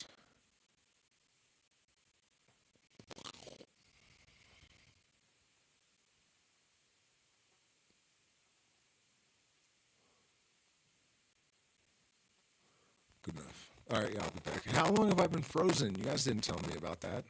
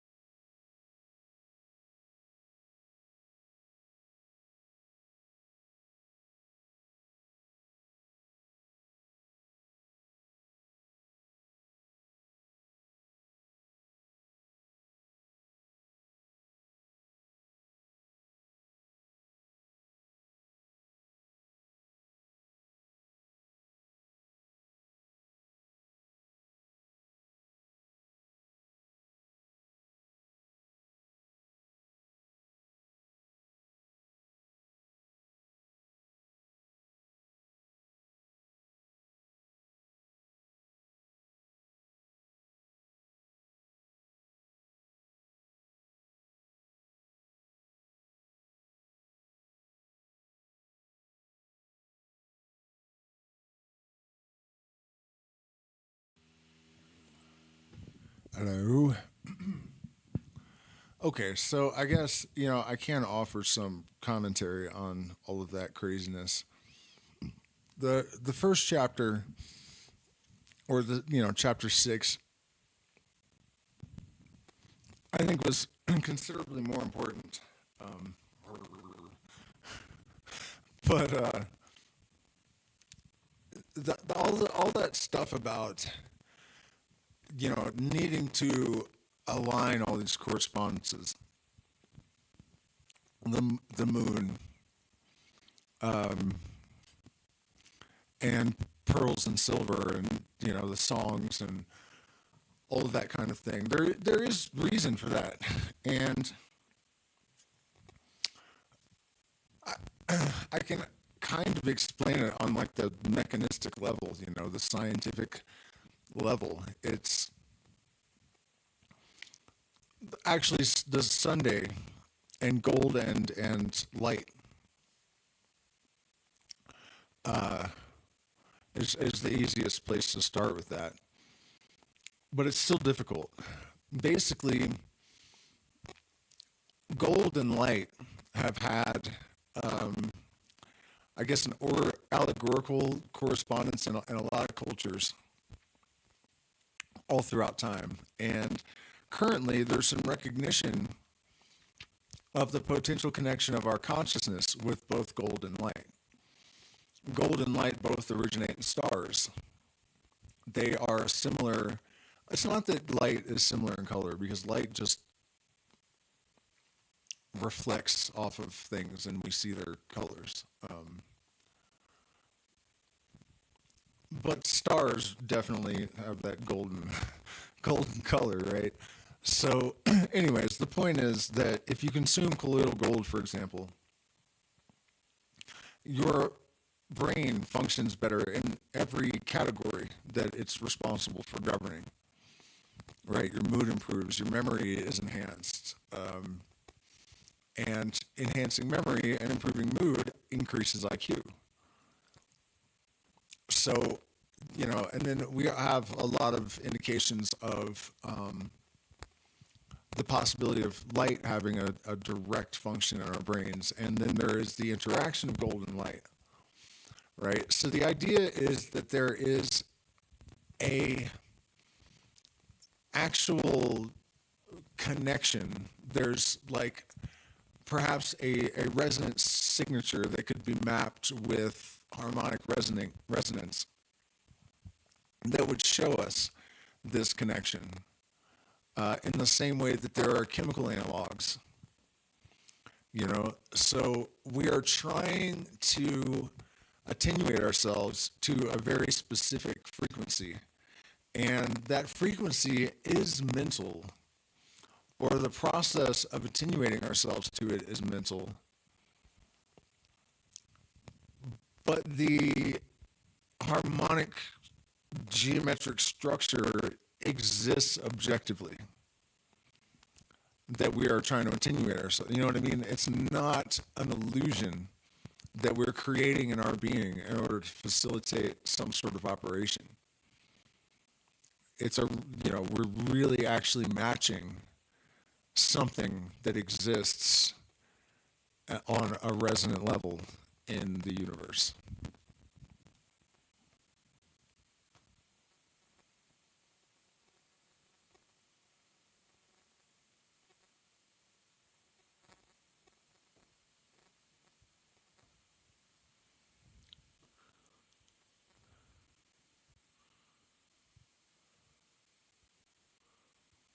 Sorry guys if we're glitching. It's saying YouTube is not receiving enough video to maintain smooth streaming, but I don't know why that would be. There's absolutely no good reason for that. And now it's forcing me to sign in for the 150th time today.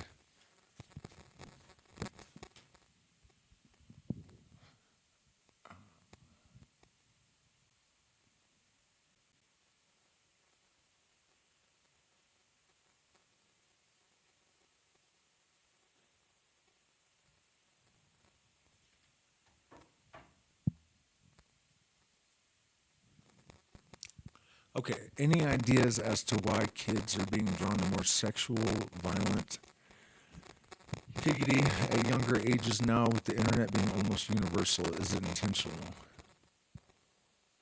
I doubt it. I mean, if we had access to that kind of stuff when I was a kid, when we did, it's just curiosity, I think. If you're getting, what you're getting at is the politicization of, with a slight crackle. Huh. Oh, that's probably partly because of this. Let me turn that down. That should help. Turn that even a little bit more. Yeah, I hear that crackle. I don't know what the hell would be causing that, but I do hear it.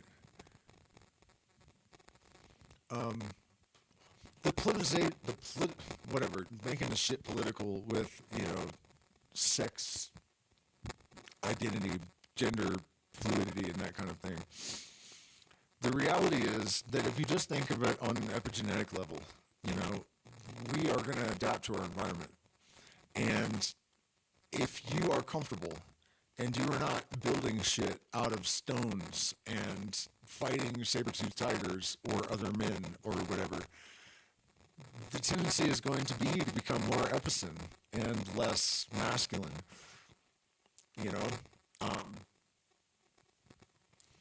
The development of more androgynous people as evolution progresses is predictable.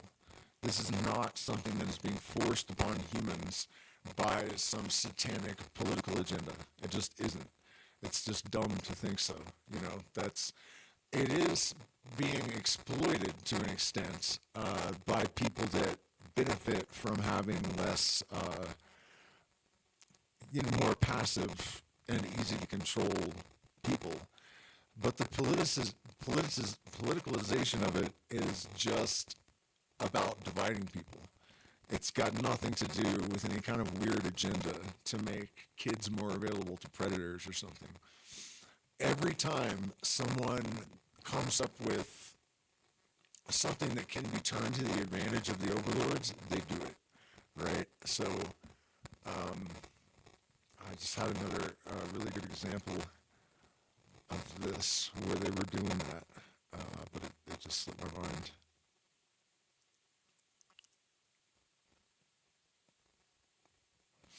Yeah, I mean that's the purpose of all that. It absolutely makes sense that humanity is becoming more bisexual and epicene. In fact, that was predicted in Aleister Crowley's Book of the Law like 120 years ago, or 110 years ago, almost 120 years ago.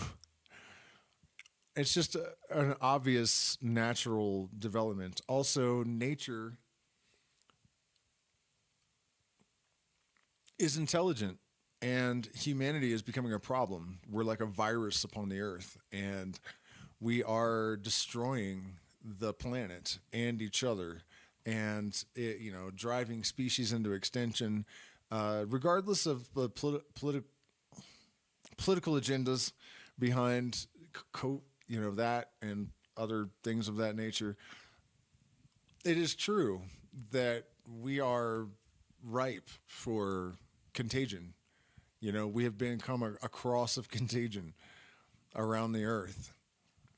And it just makes sense that the nature, we would cause adaptations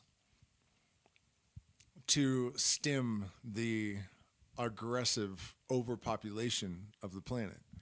Anyone that tells you the planet's not overpopulated with humans is either a Christian, a hippie, or an idiot. Because people say things like there's plenty of space, like the Midwest is completely empty. Okay, go live there. Go ahead. That's really not the point. The oceans are almost empty.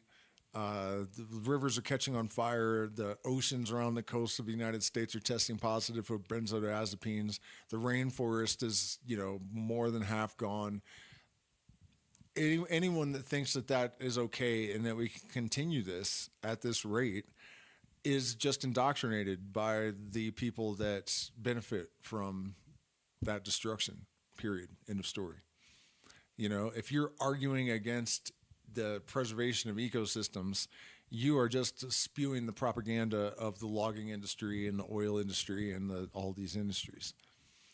You know, it's really an insane thing to see the level of confusion in people in general.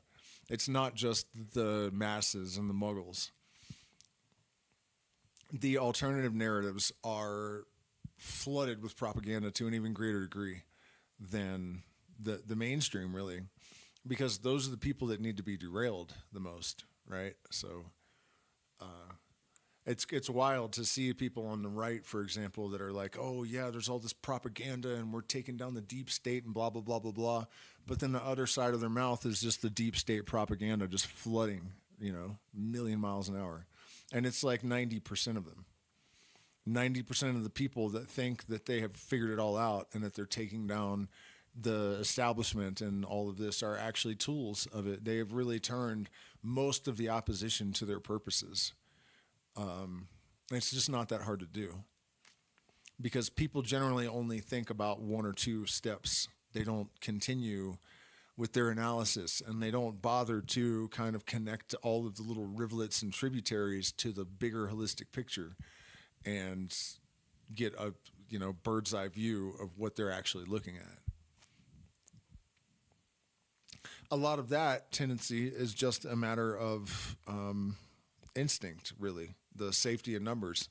People don't really care if their ethics are correct, or they don't even really have the values that they claim they do. You know, if you look out at the babbling incoherence of the internet, you'll see that all the left has to do is change their position in the media, and all of the left's sheep will change their position to follow the leaders without batting an eye. And so does the right in a heartbeat. You know, that all of these things that they were opposed to, as soon as the Trump administration suggests them, then they're all about it. You know what I mean? It really is just fucked up to watch, but it's true.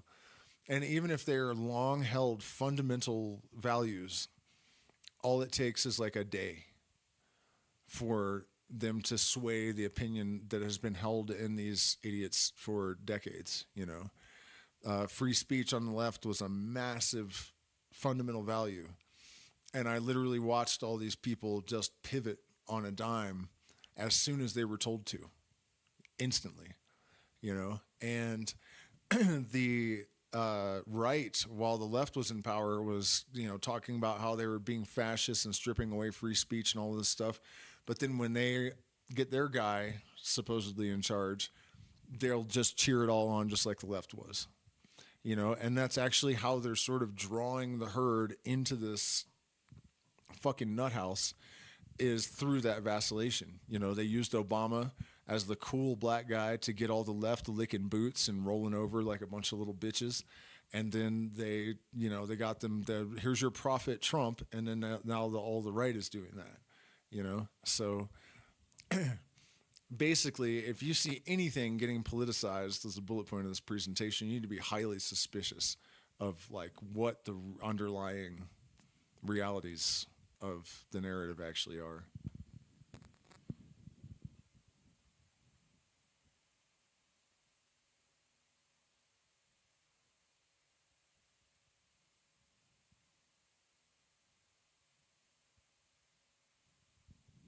Live chat, not top chat? I don't know what that means. Oh, I see. Oh, wow. Hey, thank you for that. Because people have told me that things are just not, they don't show up. And they've accused me even.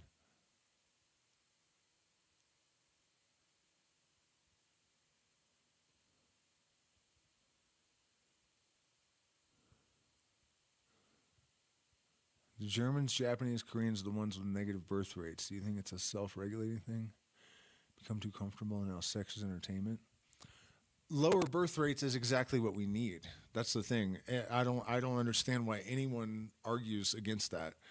When Elon Musk says, you know, the world is in trouble because we're not having enough babies, He's just playing politics. He doesn't mean that for a second. He knows better. He absolutely knows better. What are we going to do with more people? Can we feed the people we have? What are we going to do with more people when there are like millions? You can drive by homeless encampments in California for like an hour before they are over. You know, they just go on and on and on and on and on and on. We got people starving all over Africa, and you know what I mean? It's just the dumbest fucking thing I've ever heard in my life. Why would we want to keep pumping the birth rates? Why do we want to build more? You know what I mean? With AI, think about this. Does it make any sense with AI about to make like 90% of the workforce obsolete that we need a bunch more people? Does that really make any fucking sense at all whatsoever? No, it makes absolutely no sense. If we want to have a good, healthy, happy planet, then we need a very small population, you know, with things automated, and we need an illuminated base. That has been the plan, like it or not, for a long time. You know, it's not untrue that that's like the Illuminati agenda, but it's not evil either.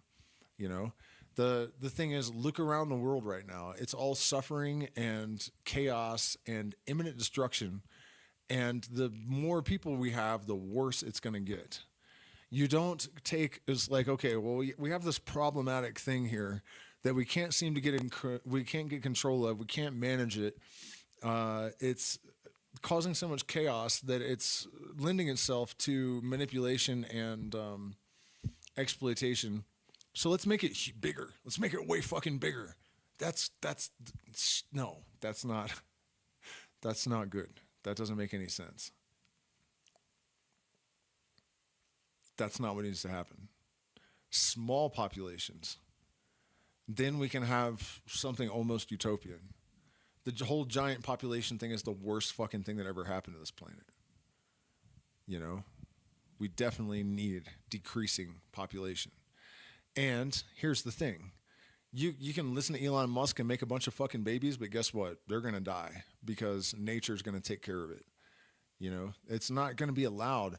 There's a Tom Waits song where he says you can drive nature out with a pitchfork, but it always comes roaring back again. You can only put your finger and plug a hose hole up for so long before the pressure busts your thumb out of the way. And that's what this is. You know, if we don't manage it ourselves, nature's going to manage it for us. And I guarantee you that 0.66% of us are going bye-bye one way or another, and directly. It will not be long. Muy pronto. Muy pronto. The fucking planet is alive, and it's sick of it. It's stupid and wasteful, and like we've been given paradise and we turned it into a fucking parking lot. You know, that's not. Our cities that we build are tumors upon the face of the earth. Everything in them dies, and evil festers and multiplies, and disease and drug addiction and violence. You know what I mean? Look at it. It's not good to make more of that. We don't need more of that. We need less of it. We need to tear it all the fuck to the ground, man. Burn it beyond the power of our recollection to even recall it, because it's that hideous and abased.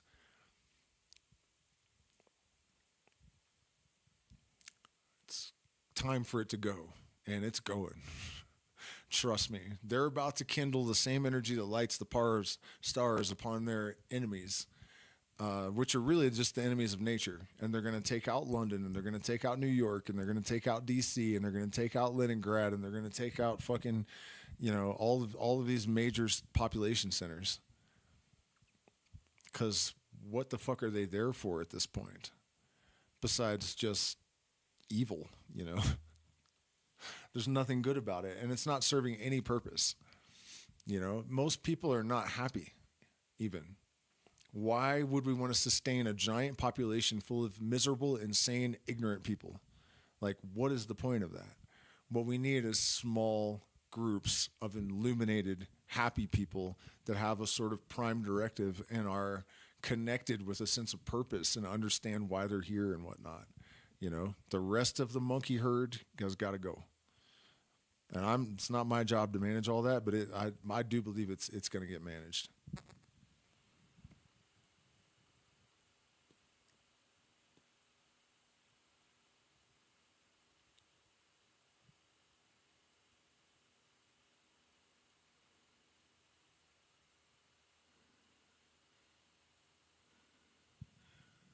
No, Johnny, I don't think that's correct, man. It's not that nature doesn't select for intelligence. It absolutely does. It's society that doesn't. It's dissonance that has been deliberately introduced into the system by people that benefit from having these, whatever they are. You know what I mean? The useless eaters, the zombie avatars.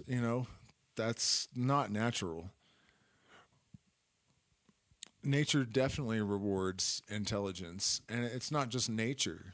It's consciousness, it's intelligence. We're here for the experience and to learn and to experience. We are, in my opinion, the sensory organs of the universe. We are deployed on an experience and information gathering expedition.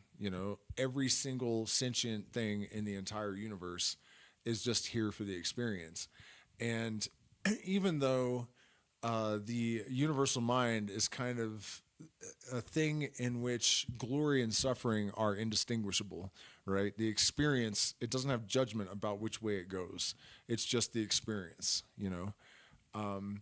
It's still congruent with the system, I guess, that the more intelligent and aware and capable and developed we are, the more expansive and deep and profound and substantial the experiences that are going to be available to us are, because it's sort of a cooperative endeavor.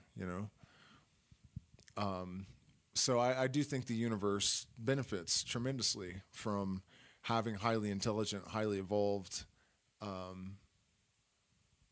organisms to.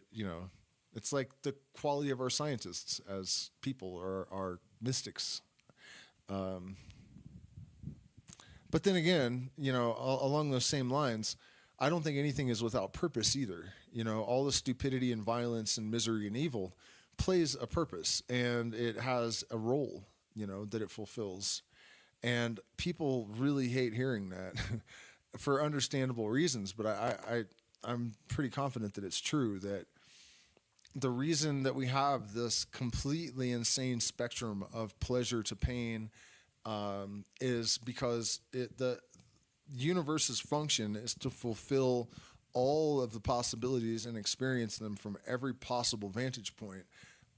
So it desires, using the term loosely, the worst, most horrible suffering of the most innocent thing you can imagine, just as much as the greatest possible pleasure. You know, and the experience of that great pleasure from the point of view of the most evil person, and vice versa. It's the full spectrum of experience. That's the only point of it. It's not about reward and punishment in the way that a lot of the traditional religions like to paint things. And that's one of the justifications of the liars of amongst the overlords, is that, not only is it a convenient method of control for them, they can also rationalize it, that it keeps the monkeys in line to believe that, there's reward and punishment eternally in the afterlife for these insignificant, inconsequential things that they're going to do here on earth. Like, really, in the long run, a fair and just God, doesn't matter what you did in a single lifetime, does not justify eternal hell. It doesn't matter how bad it was. It only justifies a commensurate reaction, not any kind of eternal punishment. It's like no matter how you slice it, it doesn't make sense, and it doesn't work. But anyways, that's part of their rationalization, is that, yeah, it helps them to control people, to keep them afraid, and also to manipulate them, because people that are afraid will do anything they're told. But they also justify it by telling themselves that it keeps the monkeys from getting too far out of line and doing too much evil. It doesn't, though. I don't know if you guys have noticed, but it doesn't stop anybody from doing anything. Islamic people burning 19 girls alive in a cage because they wouldn't sleep with soldiers or something. That's not really in line. Decapitating a a 15-year-old because he was listening to music on whatever day their Sabbath is, you know, during prayer. It was just during prayer. It wasn't even a day where you weren't supposed to be listening to music. He just didn't turn his radio off when it was time for prayer, so they publicly decapitated him with like hundreds of people cheering, you know.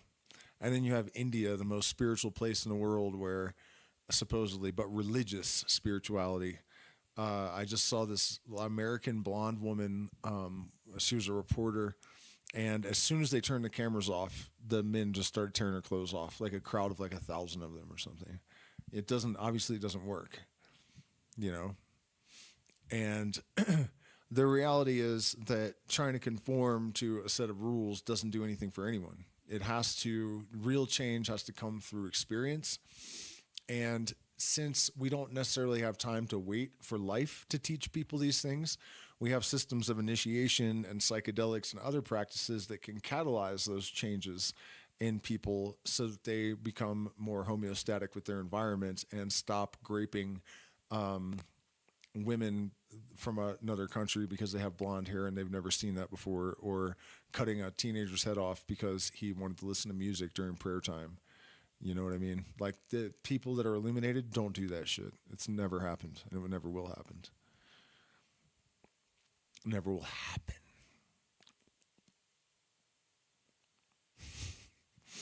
All right, let me check in with the chat again.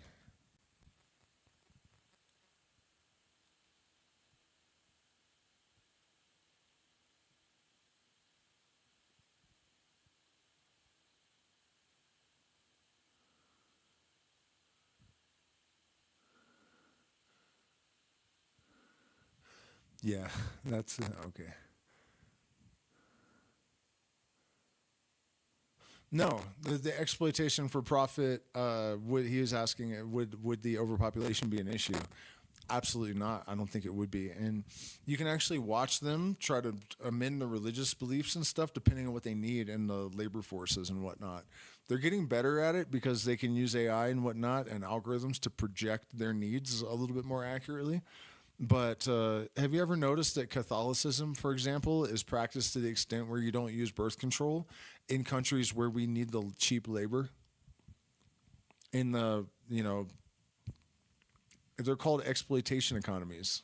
They don't teach this in the United States, but I was talking to this PhD student from Czech Republic at an ayahuasca ceremony in the morning. Both him and his girlfriend were like, you know, Ivy League PhD undergrads or something, and I had just moved to South America, and I was like, it kind of seems like these are deliberate exploitation economies, because I was noticing that I couldn't monetize my TikTok if I lived in any of these countries that the Europe and United States, Australia, Canada needed cheap fruit or cheap labor or whatever from. They're all somehow like not eligible for monetization on YouTube or TikTok. Or I was like, what the fuck, man? It's almost like there's some global agreement to maintain these exploitation economies.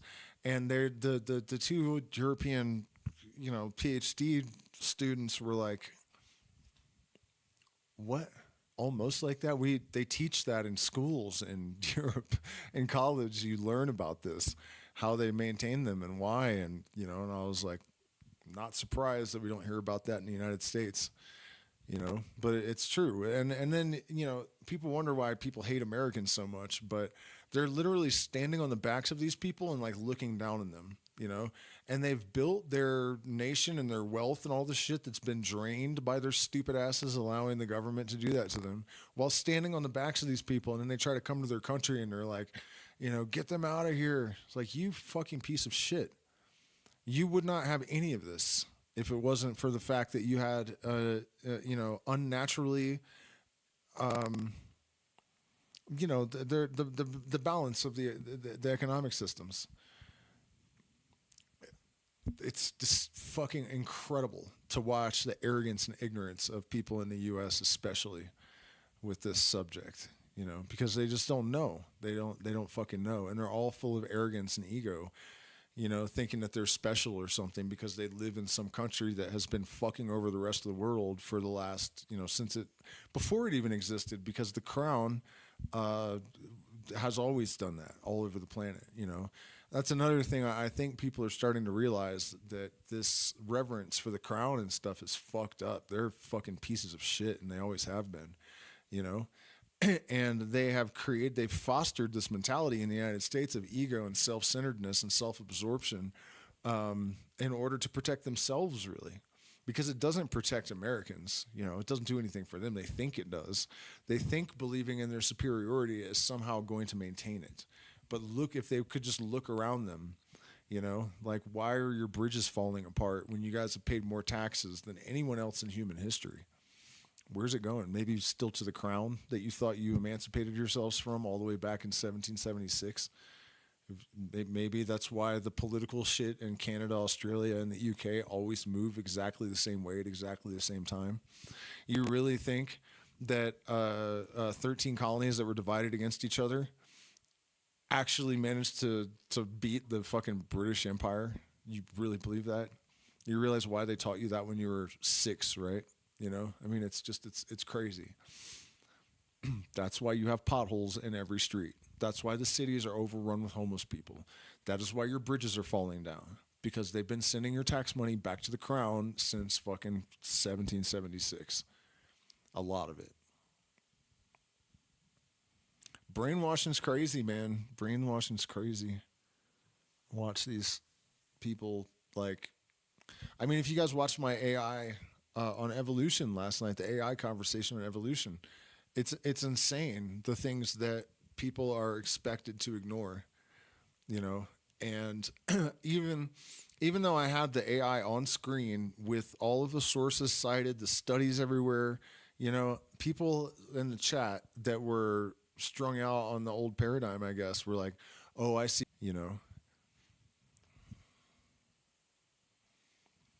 This is that's a microcosmic reflection of the whole kit and caboodle.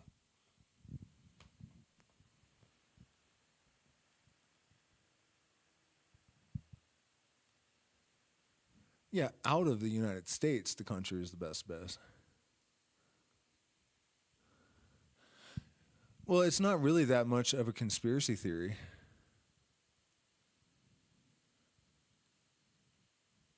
Um, that tax dollars are being used to build underground cities. I think the woman that was the supposed whistleblower there, it was legitimately part of. She was a high up in the what you call it, Bush administration.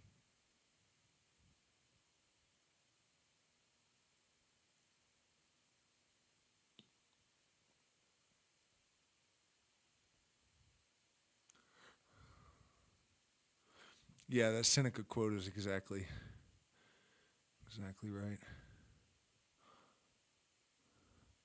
All right, guys, if you have any other questions or topics you would like to throw out there, we've kind of gotten way off the magical subject and into the political realm, but to me, there's no difference.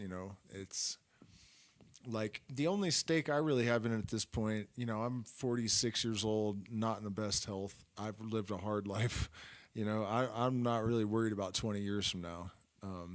But I have a kid, and I would like for him to have a better environment to exist in than I did. He definitely is getting a better start, having already lived in the Amazon rainforest and the Andes Mountains. I've never actually seen such a sweet, well-mannered child before. I almost never have to reprimand him about anything or tell him anything, really. Um, he's been independent really since he was like 2 or 3. He would go out in the jungle and only eat stuff that he is. By go out in the jungle, I mean our front yard, because it was in the front yard and there were edible things around, And even at 2, 18 months, I think, he would go out and only eat the stuff that he was supposed to. Um,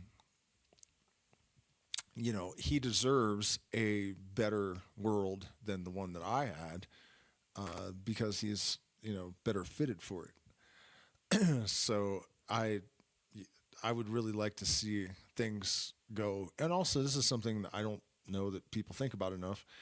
reincarnation or something similar is probably correct. You know, that we are at least recycled, even if reincarnation is just a ballpark of the actual manifestation or whatever, you know, how it actually comes about. We could be on this planet in our next life, and the life after that, and the life after that. So, you know, the way that 100 years ago in Greece, an olive farmer would plant trees for his great grandchild to harvest the first time, you know, but he's that great grandchild. And we have to come back to that way of thinking. You know, if it has to be selfish, if it has to be about you, you know, and you can't care. I actually asked a Christian one time, like, don't you care about your great grandchildren you're never going to meet? And he's like, no. I was like, damn, that's crazy. Like, how do you love your son, but you don't care about what his grandkids are going to experience? You know what I mean? Like, how does that even, that means you don't actually love your son. You do understand that, right? You know what I mean? Like, this just doesn't, this living only for ourselves, only in this moment thing is probably going to bite us in the ass in the long run, because if we don't live only in this moment, I don't know what people are thinking, you know?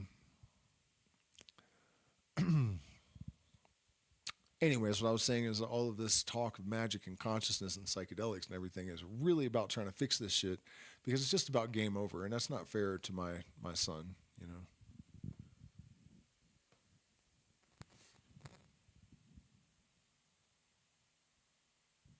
Yeah, Christian, that's a good way to put it. Well, that ancient Greek philosopher that said that, Johnny, was just saying that because that's what people literally did back then. They planted trees for their grandchildren to harvest.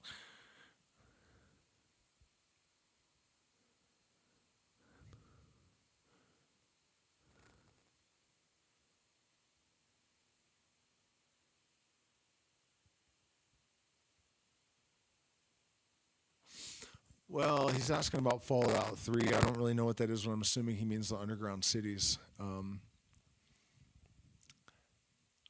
It doesn't seem like they would mind that. You know, for me, I would like hate the idea of having to go down into caverns and never see the sun and have artificial light and like. But you know, these like completely gentrified people might not give a shit about that really, as long as they have. I don't know what they want. I don't know what they want or enjoy. They don't really seem like a type of people to enjoy anything. So I don't understand what their motivation is. You know, maybe it's a satisfaction of like deep instinctual stuff that I don't understand because I don't really have much of that.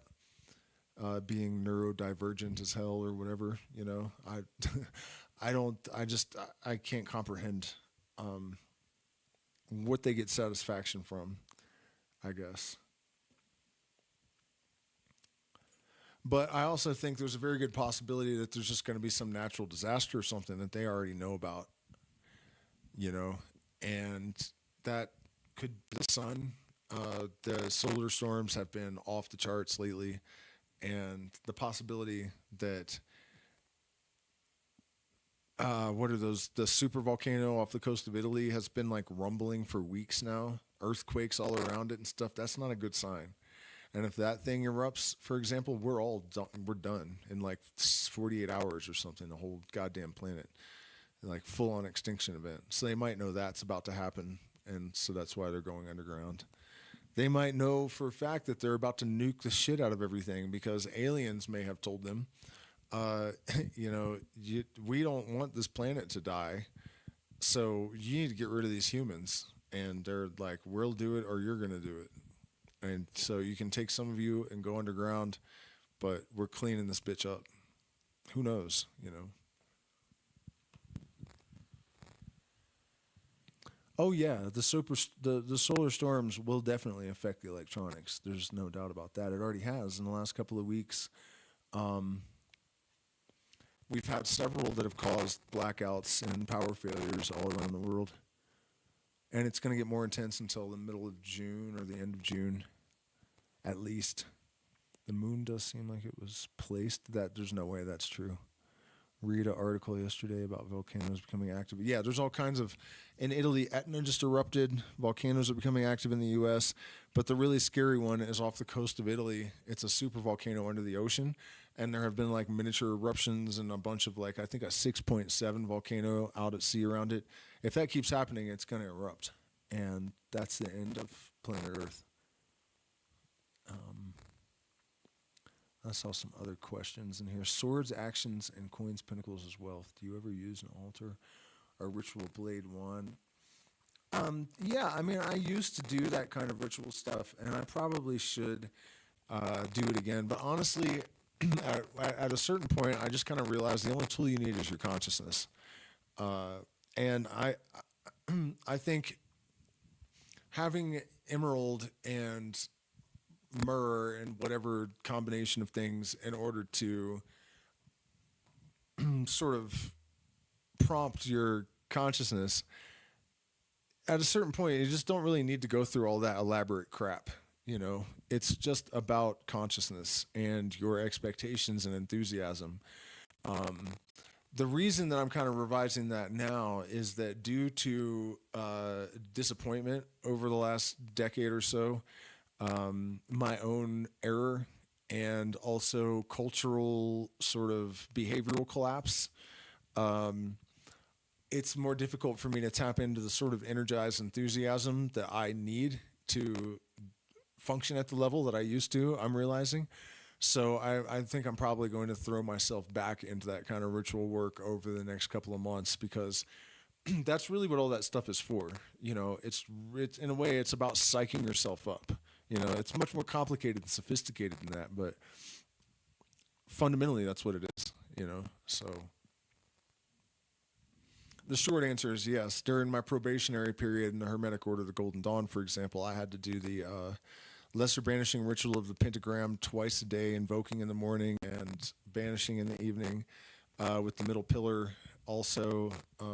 So actually I ended up doing the LBRP 4 times a day, because I would actually do the invoking and then do it again after the middle pillar. So it was more like 4 times a day for a year, followed by other things. So, I did these things for a long time. And then when I got involved with ayahuasca, there's a whole different bag of ritual work that you kind of have to master over the course of 3 years or so.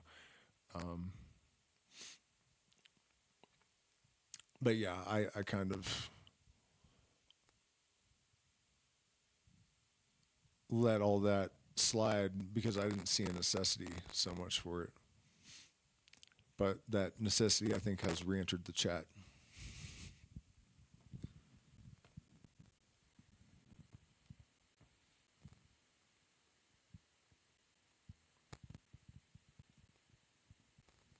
Do I know how to grow mushrooms? Yeah, I grow mushrooms. Right. Natalensis are my current favorite. Getting started with magical practice was the best practice to make sure I'm not bringing down things. Well, the lesser banishing ritual of the pentagram is the most perfect ritual ever designed, and it's mostly for that. You just have to.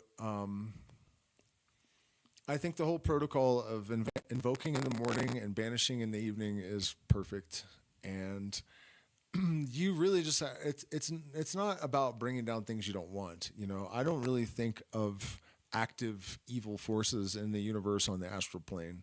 I've never encountered that. I don't worry about it. I've never had any reason to contend with it or believe in it. I don't really believe in the literal existence of angels. Neither did Éliphas Lévi or Aleister Crowley or any of these people. When we talk about solar angels, where it's a way to compartmentalize an aspect of consciousness and deal with it. It's not real in the objective sense. So, yeah, you should draw the archangels in order to better visualize them, if that helps you at first. But what's really important is what they symbolize, what they're holding in their hand, what direction they're associated with, what element they're associated with, what color their robe is, what color their sash is, what kind of symbols and emblems they have on their robe or sash, And then also in your magical journal, you need to record what you see them in association with. When you have these visualizations, sometimes something else will appear. And for example, in the direction of Oriel, I can tell you what will appear, and it doesn't make any sense that I know what you'll see in your own mind. But that's one of the ways that we let the neophyte know that there's something to all of this, And in my case, I was given a sealed envelope, and then I was told when I reported the vision to open it, and it was like, congratulations, you've had the vision of this in association with this. And then you're like, wait, what? Because there's nothing about the ritual or that archangel or anything that connects it with this thing, really, that, you don't see any causal connection why you would have these two things appear in association with each other. So yeah, that's all I have to say about that.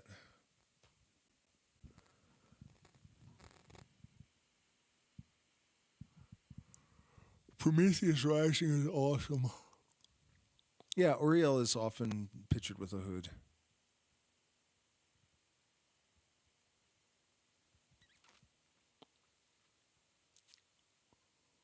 Yeah, no, it's true. All it takes is a solar flare to completely.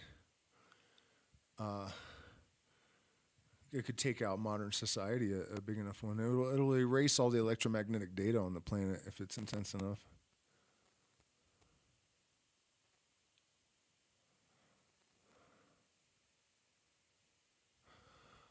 All right, y'all. Well, it seems like we're cooling off a little bit, so I'm going to move on to other stuff. Thank you guys so much for being with me. Please hit the like button, share, subscribe. Consider becoming a patron. We are not monetized and will never be monetized. I've been banned for life from AdSense. So, in fact, YouTube owes me money that from when I was monetized. They will not pay me, and they have not refunded any of the money that people paid in tips.